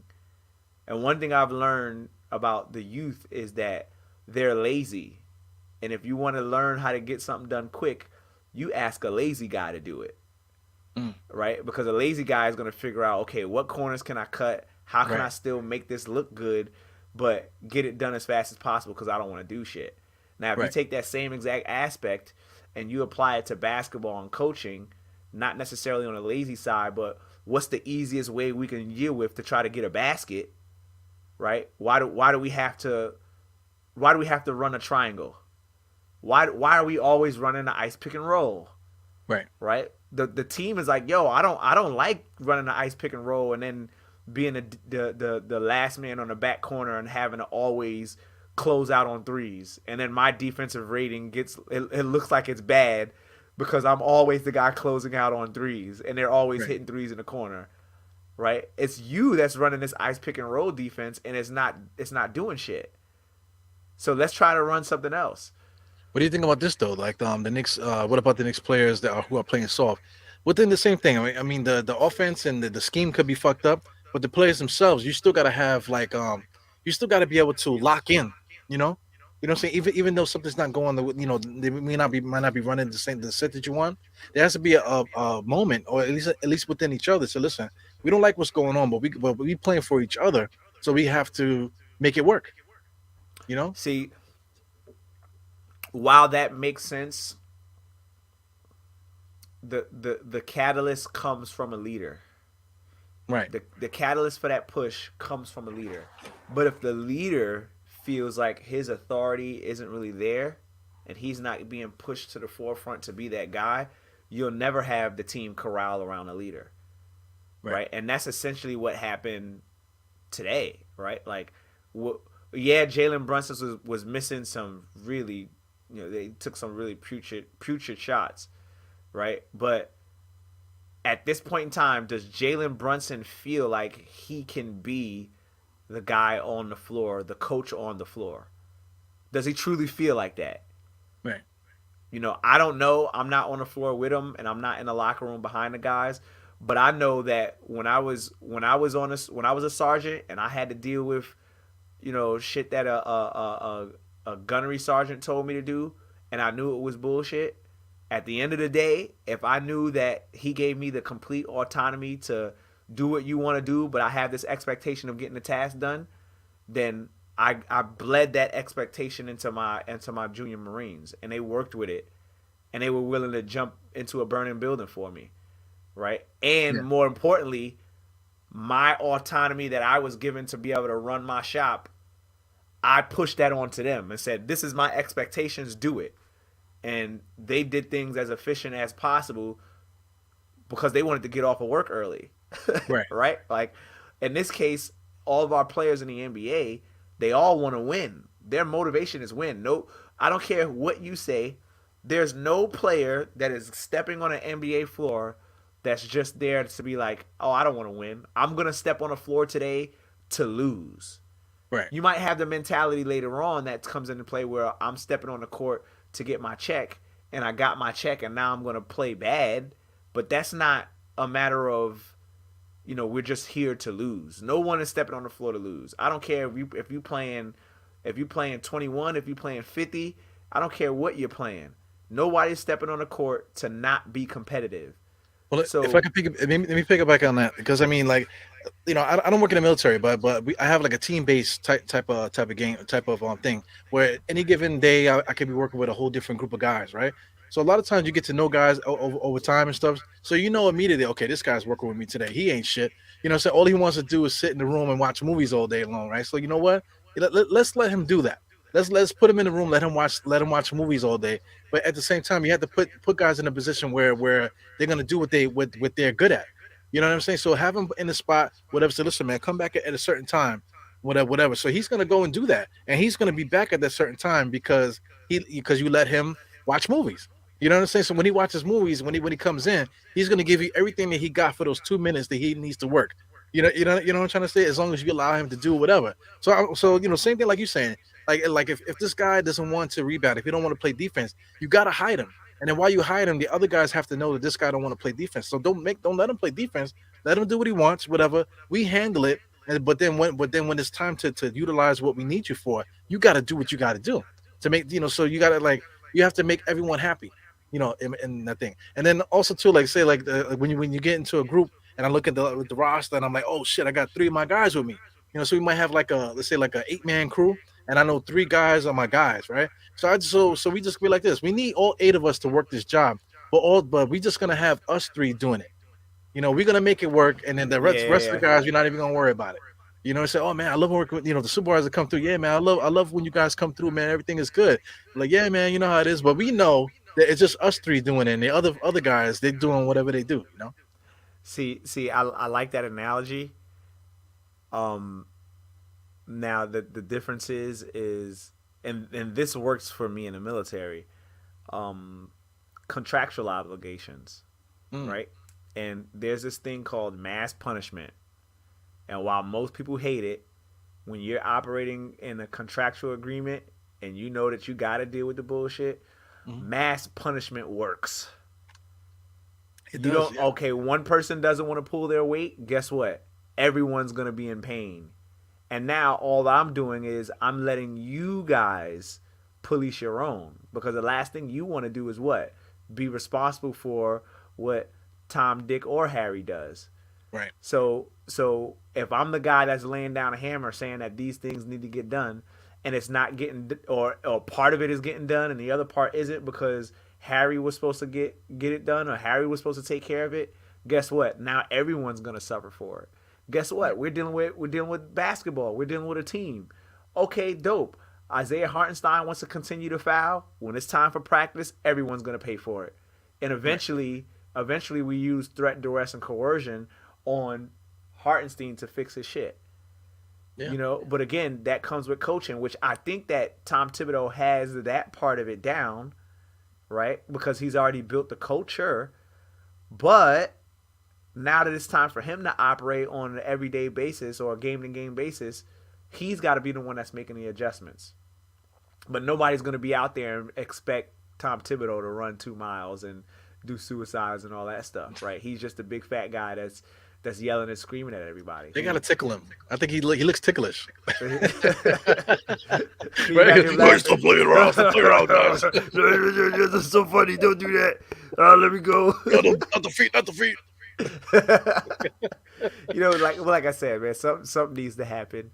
That guy Tom Thibodeau, I'm good with not using that. What Mhm. tends to happen is, in the military, an officer gets fired, and then when an officer gets fired, a new one has to come in and replace him, and then he changes everything. But the mentality that existed within all of the Marines prior to still stays there. They just start doing things differently now. So many people before have said like Tom Thibodeau at this point in his career, he's a culture, he's a culture coach. Right. He's a guy that's just there to set up how the culture should be ran, set up the mentality of the players. But as far as schematics and as far as, intricate things that he can implement on the floor, he's not that guy. He's not that guy. He's never really been that guy. Yeah. So I mean, look at this, man. So right now we're what 3-4, right? So that's 7 games. So literally 10 games. One, two, three. After 10 games, I think at the end of this, I got a feeling that we might lose all three of these games, man. I got a bad feeling. So after 10 games, I feel like was it after 10 games that we made the Kemba Walker decision? Something like that, yeah. Yeah. So I Yeah. mean, even before that, with what's the other guy? The other Chris Steve Mills. I think Steve Mills had came in and made in a statement maybe like 10 games into the season the year before that. I think right Yeah, he did. It was before he got exactly 10 games. Yeah, it was at that 10th game. I think we were like 2-8. I think we were 2-8, and yeah he came in. Now, granted, that we could all agree that was premature. yes That one was definitely premature, right? Especially for the roster we had. We had 12 power forwards, yep right? That was a premature like jumping down the rabbit hole. yep. But I'm happy that it happened because it got rid of David Fisdale and his his experiments that he was doing. Well, that's it right there. Tom Thibodeau's in the same situation now. Yeah. Maybe after this 10th game, maybe we do need to lose these 3 games just for the front office to be like, okay, we got to chop the head off. We got to see what we can do here to see if we can the vision that we have for the team. Maybe we can I don't know, like maybe we can still salvage the season. With after 10 games. Well, that actually puts a smile on my face, bro. So, are you gonna jump down this rabbit hole with me? Like, let's lose these next three games in hopes that the front office fires Tibbs. And I I want don't them know. bad losses too, bro. I've never corralled for the Knicks to lose a game. I've never been the tanking guy, but for the sake of getting Tom Thibodeau the hell up out of here, yo, I need like 22, 23 point losses. I I, I need losses like tonight, bro. I need them. I need them like tonight. I don't want to say I need him though, man. Because I mean, we got a 7 o'clock game, 7:30, 9:15. After that, we go on a trip eventually, man. I think what is this? We have an early game at 12 coming up soon, and then we go on a West Coast trip, man. So I would like to get this situated before we have to be up late at night watching this crazy shit. Fire Tibbs. Yeah. Fire Tibbs, bro. I don't like everyone knows I haven't. You are a fake Knicks fan. Cut it out, bro. Cut it out, bro. Yeah.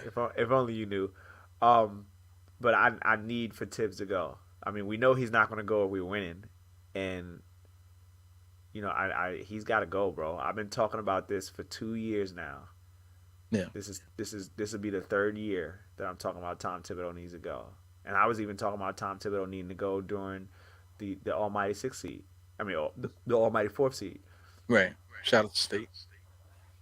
But Big I shout think to it's a State. mixture of both, though. We definitely got to get this coaching situation under control, and then after that, they might need to be a tweak in the roster just not to complete wholesale change, but just to kind of like you know tighten it up one time. Because there's a couple things that we do like between Cam Reddish and Obi. What's the difference? What's the difference? There's a lot of like between Rose and Quickly. What's Rose doing that Quickly isn't doing right now? Quickly's playing good now. You got to give him a credit. So I mean, what's Rose doing? He's kind of redundant. So there's something that needs to be done. Also, too, Quentin Grimes is back, so that means Rose, not Rose, Fournier is redundant. So somewhere in there we can scoop up something and maybe make a trade for Donovan Mitchell. What do you think about that? Because there it goes right there. We should have traded for Donovan. And that's it. All of our arguments this year got to come right back to that. We should have traded for Donovan Mitchell. Fuck, man. No, I don't believe that at all. I know people are gonna keep clamoring over that Donovan Mitchell shit, but I was over it. A week and a half, 2 weeks in. Yeah. You know what I mean? You're not getting ready to keep telling me no Wolf tickets. You know what I'm saying? What's Phoenix doing right now? Are they winning? Because I'm keeping an eye on them. They said Chris Paul had like 27 assists. Damn, man. So that's like the guy. He just won't die, man. Shit. What did he have the last game? Was it Chris Paul had like 27 assists tonight? I think I saw that. Well, he had 12 the other night. Let me see what's going on. No, bro. He had like he has like a crazy number of assists. Where's Phoenix? Maybe it's this one against the Rockets. That might be a game. Well, 12 and 15 back to back. I mean, he's a beast, man. When is that guy ever gonna stop? He's just like Energizer Bunny and never just keeps he going. Had 27 assists over 2 games. Okay, yeah. Yo, bro, that's nuts, bro. Like, yeah, that's nuts. He's old as fuck too, man. He just keeps. He's like a little engine that could, bro. He just. So Nice is saying the reason we are losing it is for our passing on Murray and Donovan Mitchell, making an excuse for having a good enough team without talent like those two. But I mean, the reason why we're losing because we didn't do something in the past. So I mean, what's happening on the court now? you know what I'm saying? Like we can't really talk about the past because we can't do nothing about it unless somebody got a time machine. What can we do right now to stop the bleeding? We can't go back in time to make those trades that should have happened. I that doesn't. I'm not even gonna address that. Yeah, you're right, bro. You're right, bro. That's why we're losing. We didn't hit jump shots this game because we don't have Donovan Mitchell. No, because we don't have pin particles. That's why. We don't have pin particles to fit into the thing. Yeah, right. Yeah. They missed the jump shot because Donovan Mitchell's not on the team. Right. There was a bad pass made because Murray's not on the team. Yeah. It's just wild. The things that are said, and I get it when people say things and they're upset. Like, this is the reason that this is happening. I get it, bro. I'm Yeah, Nice. I get this point too, man. People wanted to keep what we have. People were fighting for that, man. They were saying, "Nah, man, that's too much. You're not giving it this guy. You're quitting Grimes, this and the other." That's another thing too. A lot of people ask for this. They don't want to give up our drafted players. There's certain guys. Oh, the guys have potential, and this, that, and the other. But it's like that commercial with Pinocchio. I think it was a Geico commercial. You have potential. You have potential, and then his nose is just growing and growing and growing. That's exactly what's happening now. So I'll say this. I'm certainly that guy, right? I'm certainly that guy. But my reason for that is a matter of finances. That's always been my reason. Everything that I've ever talked about has always been predicated on finances and building a team organically through the draft, right? And doing it for the cheap, and then making your big move when you need it. But not making these moves that don't seem to move the needle. Now, again, that move the needle idea is opinionated at best. We'll never know, but we also know that the idea that people have is a matter of team depletion, right? And there's something to be said about camaraderie, and that's one thing that you don't just build with a trade of a player, right? You know what I mean? Like that chemistry and camaraderie is something that runs concurrent, and that is something to be said. That is something to be clamored for. That's something to hold on to. And I get it. The many of the players that they were talking about moving on from were young players, but that would also require us to go back and start dealing with the free agency to in order to fill the team out. And the free agency was full of bums.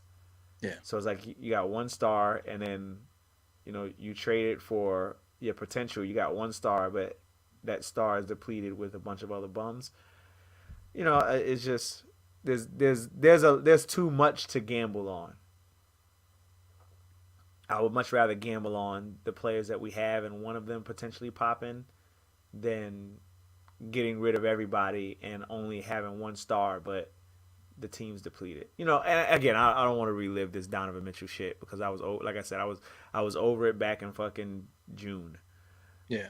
You know what I mean? But The good thing about it, we did sign some. We signed Mitch, we signed RJ, we got Jalen Brunson. So I mean, these contracts are still movable. Fournier's still movable. Rose is still movable. So we could still make something of it, if we wanted to. If and then something comes along down the line. But and more importantly, like the contracts are even more lucrative next year, right. Because of the TV deal, and there's more money to be had. You know what I mean? So it's like I like that happened. You know what I mean? There's still real moves to be made. Not imaginary stuff that was there before players were paid, and the money never added up, regardless of what scenario you were putting people in. Right. Every single scenario that we were looking at for Donovan Mitchell was this, that, and team completion, and team depletion and picks. Yeah. No, we're not looking for that. So, but this is the key too, man.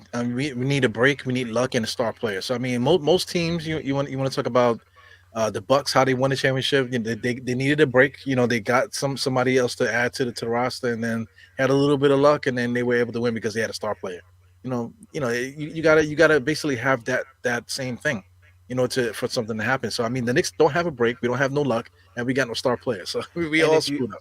And if you follow the Bucks, like there was like a 8-year run of like just like things going right for them in succession. Like this thing went right, this thing went right. I wonder, it was like, what was it? They got like Jabari Parker, and then like the following year they drafted Giannis, and then that next year Jabari Parker got injured, so it opened up the door for Giannis to come off the bench, and then they made like 3 big moves. And then the following year, Giannis pops, right, and then they still had money left over. Like these things happen. The stars have to align for it to happen, right? And you also have to have an amazing front office that doesn't necessarily foresee it, but they keep the ball rolling with trying new things. Right. They don't stranglehold themselves. They give themselves the opportunity to constantly keep keep chipping away at this thing, moving it around and stuff. Don't let it get paused. Don't let it get hard. Just like, root around up before like put some more cement on there. That type of thing. Add some more water. Right. Gives you a chance to keep molding it. And unfortunately, we haven't had. If anybody would look at a story popping in the same exact way that Milwaukee's would be, it would be like Julius Randle gets injured, and then Obi Toppin pops. Right. And then Julius Randle comes back, but he's not the same. But he has like a few good games, and we trade him and get somebody else. And then you build a supporting cast around Obi Toppin. Like that story doesn't happen. Just it doesn't, and again, that's all conjecture. Like it's all like it's not real. But I'm just using that as a comparison as to how uncanny it is for one team to win a playoff, for one team to win a championship. The things that must have happened for the stars to align from previous years to make it happen now. Right. There's a lot of bullshit that needs to happen for a basketball team to win a championship, and I think people don't really take that in consideration. They're just like, it's my money and I want it now kind of deal. You know what I mean? It's like, that's not the story of basketball. Let me throw this at you too. Like we needed a point guard when New England was drafted, right? So we needed a point guard. We needed that Stockton to Malone in New York, right?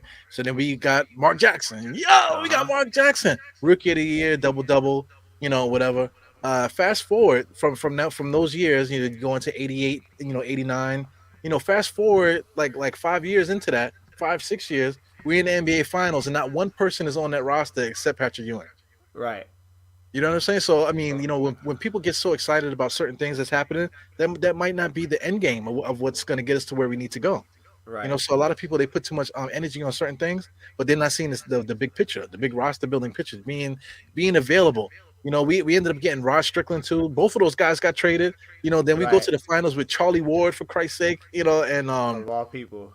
yeah. So I mean, and then John Starks too. John Starks was bagging groceries at the time when we got Mark Jackson. He's literally bagging groceries, and then we had Gerald Wilkins too. He was drafted by us, Yep. and then we Yep. eventually Yep. got rid of him, and then John Starks became the starter. After we got rid of Gerald Wilkins, so things tend It's to like it's align the way that we need it to. yeah, bro. It's a lot of stuff that needs to happen, and people don't take that in consideration. But when I look at it, when I look at how things like that happen, obviously the money was way different back then. Yeah, But the you have to be in a position where you can constantly be lucrative with money yeah, and consistently making trades for big stars now.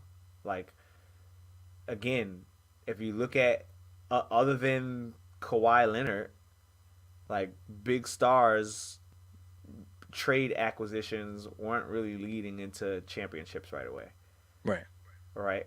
Like Golden State is an anomaly, and Toronto is an anomaly. But Golden State had already won a championship without KD, Yo, right?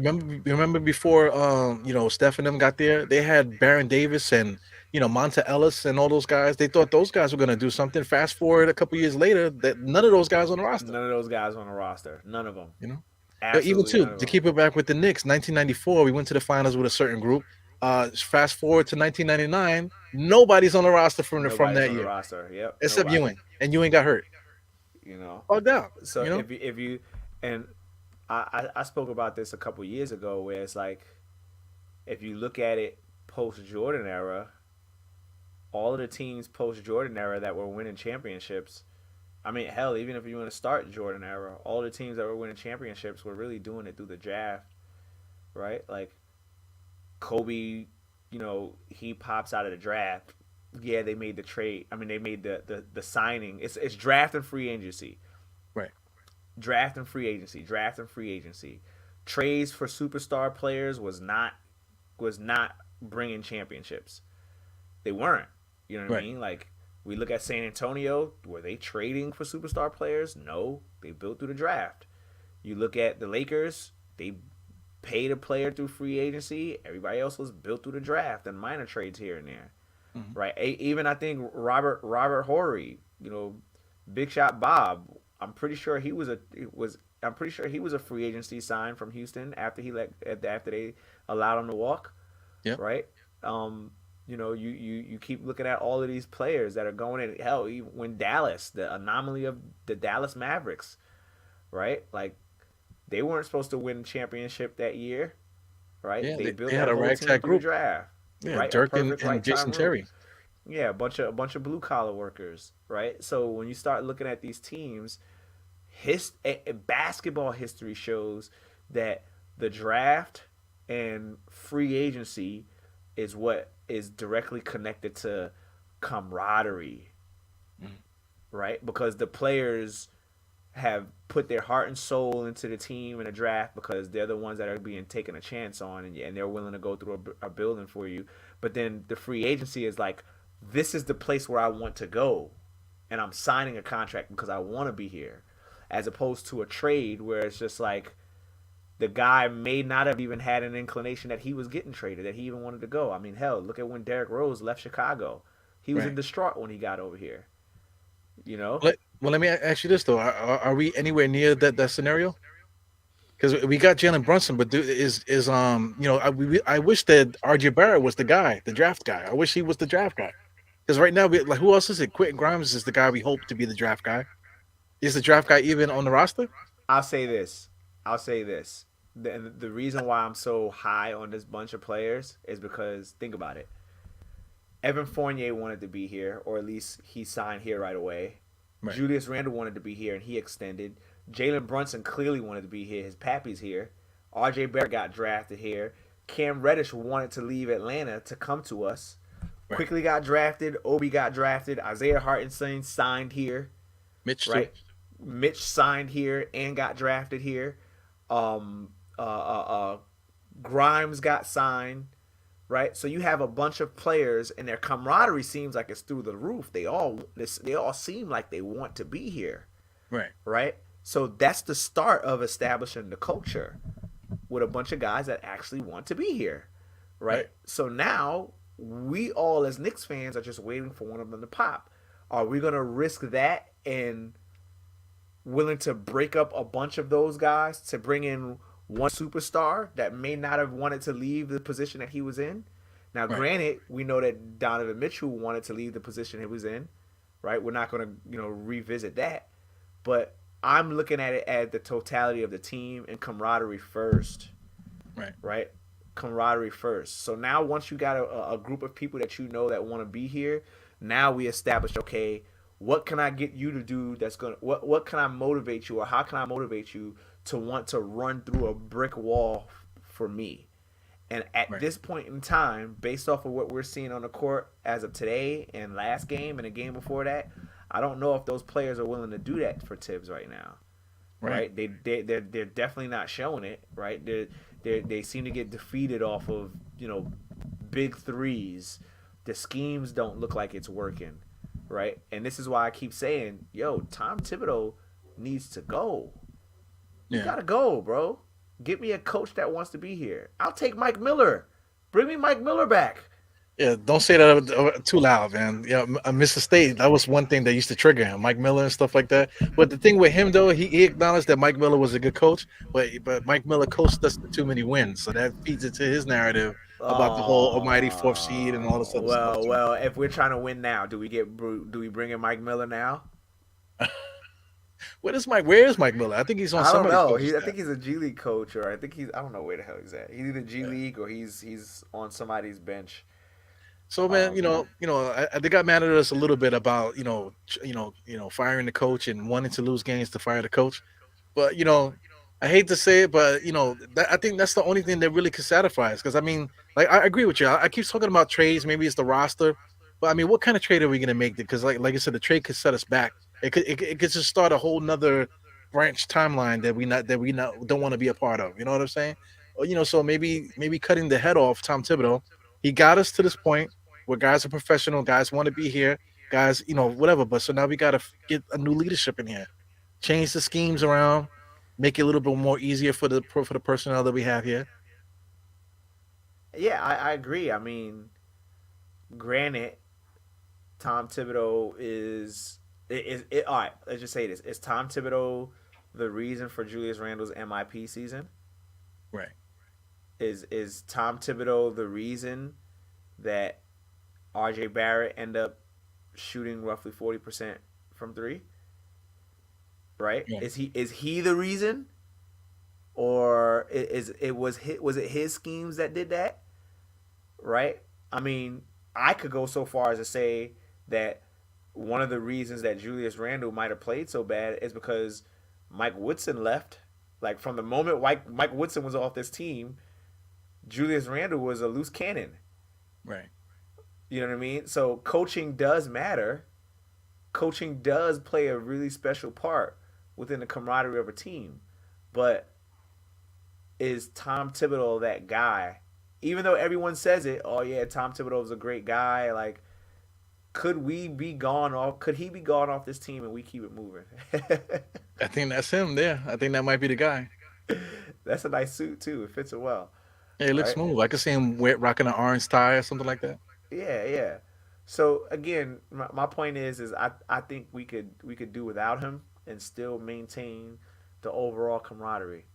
You know what I mean? Like we get it. Rome wasn't built in a day, but at some point in time, we need to figure out who the hell is going to be the architect of this damn team, and Yeah. and it damn all the other guys are just there to swing hammers and move bricks, right? We need you to tell them where they need to go and what they need to do, and he doesn't have a schematic at all. Word on. You know what I mean? Look at this, man. Morant, Zion, Garland, Poole, Hero, and then RJ. What a damn shame. You can't argue it anymore. Now you can't argue it. I mean, you could have argued it last year, but Yeah. At the same time, he's still averaging 17, so it's annoying. We'll see. I mean, RJ is historic at this point in time for having horrible starts. So, what can we do? The only Yeah. thing we can do is wait until late November, early December when he starts to cook a little bit, and then everyone will change their mind. RJ's that dude. Get that motherfucker. He's the Yeah. guy. You know what I mean? I He's the got the GOAT. receipts when you were talking shit. I got the Yeah, receipts when you yeah. said Moran and Zion and Garland and Poole and Hero was better than him. I got the receipts. Somebody already took a screenshot of you. I don't even know why you kept that shit up for that long. Somebody screenshotted There's it. dust. There's dust on the receipts of stuff. Oh, yo, you want to talk about receipts? There's people that probably got stuff saved on their computer about Frank Ntilikina that they couldn't wait to post. You know what I'm saying? Yeah, I can't yeah. wait. As soon as Frank Ntilikina starts playing well, I'm gonna post all three of these posts here to fucking show you what you was talking about. You know? I'm waiting for Elfrid Payton to come off the bench and drop 12 and Sim loses his mind, Yeah. or for Terrence Ross to have an amazing game, and then somebody like Sim is like, yo, we should have had Terrence Ross on the team. See, we should have been able to trade for him for cheap. You know what I mean? But it's these little things that are all like anomalies in basketball fairyland Yeah. that people bring up and hold on to. So I'm not that guy. Like I'm looking at things. At least I do my best to look at things objectively. But if it seems like I'm in basketball fairyland, it's because I'm counting the money, and a lot of motherfuckers are not counting money. Right? When you count the money, you start to imagine things a little bit differently. That's all. Yeah. Definitely. Well, I gotta cut you off, man, because I gotta take a piss. God All damn, I right. gotta take a piss. You know what I'm saying? So I appreciate you coming on, man. Like, if you want to come on, man, we gotta figure something out. You know what I'm Yeah. saying? I You can mean, come on more frequently. yeah. I like the halftime scenario. So as long as Jarrell is he's gonna be The there to jump producer, as on. long as he's the Yeah. producer of the show behind the scenes. Yeah, yeah, Jarrell. Jarrell. If I jump on and you just so happen to be on, I need that link. You know what I mean? Because I'm always be like 5 seconds behind, and I don't Mhm. want Eru to be all like, "Yo, wait till you see what Obi Toppin did." I'm like, oh, and then like 10 minutes later, I'm like, oh shit. You're like, oh yeah, you just saw what Obi Toppin did. So, you know, yeah. Yeah. I mean, maybe we can make something of it, man. Maybe Jarrell will pop on the show too, and maybe it'll be the Jarrell, Eru, and Green, Evergreen watch along. Yeah, I'm with it. I'm with Yeah, it. if you guys are free, I ain't got no problem talking to myself. So I could talk to myself for 2 quarters or 3 quarters, whatever, and then you guys Right, pop right. in whenever you guys pop in. Yeah, yeah, yeah, I'm with it. I'm with it, man. This is All fun. right. This is fun. Yeah, definitely, man. I gotta get out of here before the piss shoot out my eyeballs. I gotta pee bad, bro. All right, peace and love, y'all. Y'all Yeah, tune in man. to me on TikTok. I'll be here TikTok. Yeah, the Well, not TikTok king. TikTok, but Twitter. Sorry, Twitter. I'm coming back to Twitter. Peace, Okay. All right, man. peace, Peace to the peace. chat. See you guys next time. Where the hell is the damn outro? Yo, freaking. Yo, I'm Jerome. Where is the outro? Golly. Here, where is it? Where is it? Where is it? There it goes. All right, y'all. See you guys later. Peace.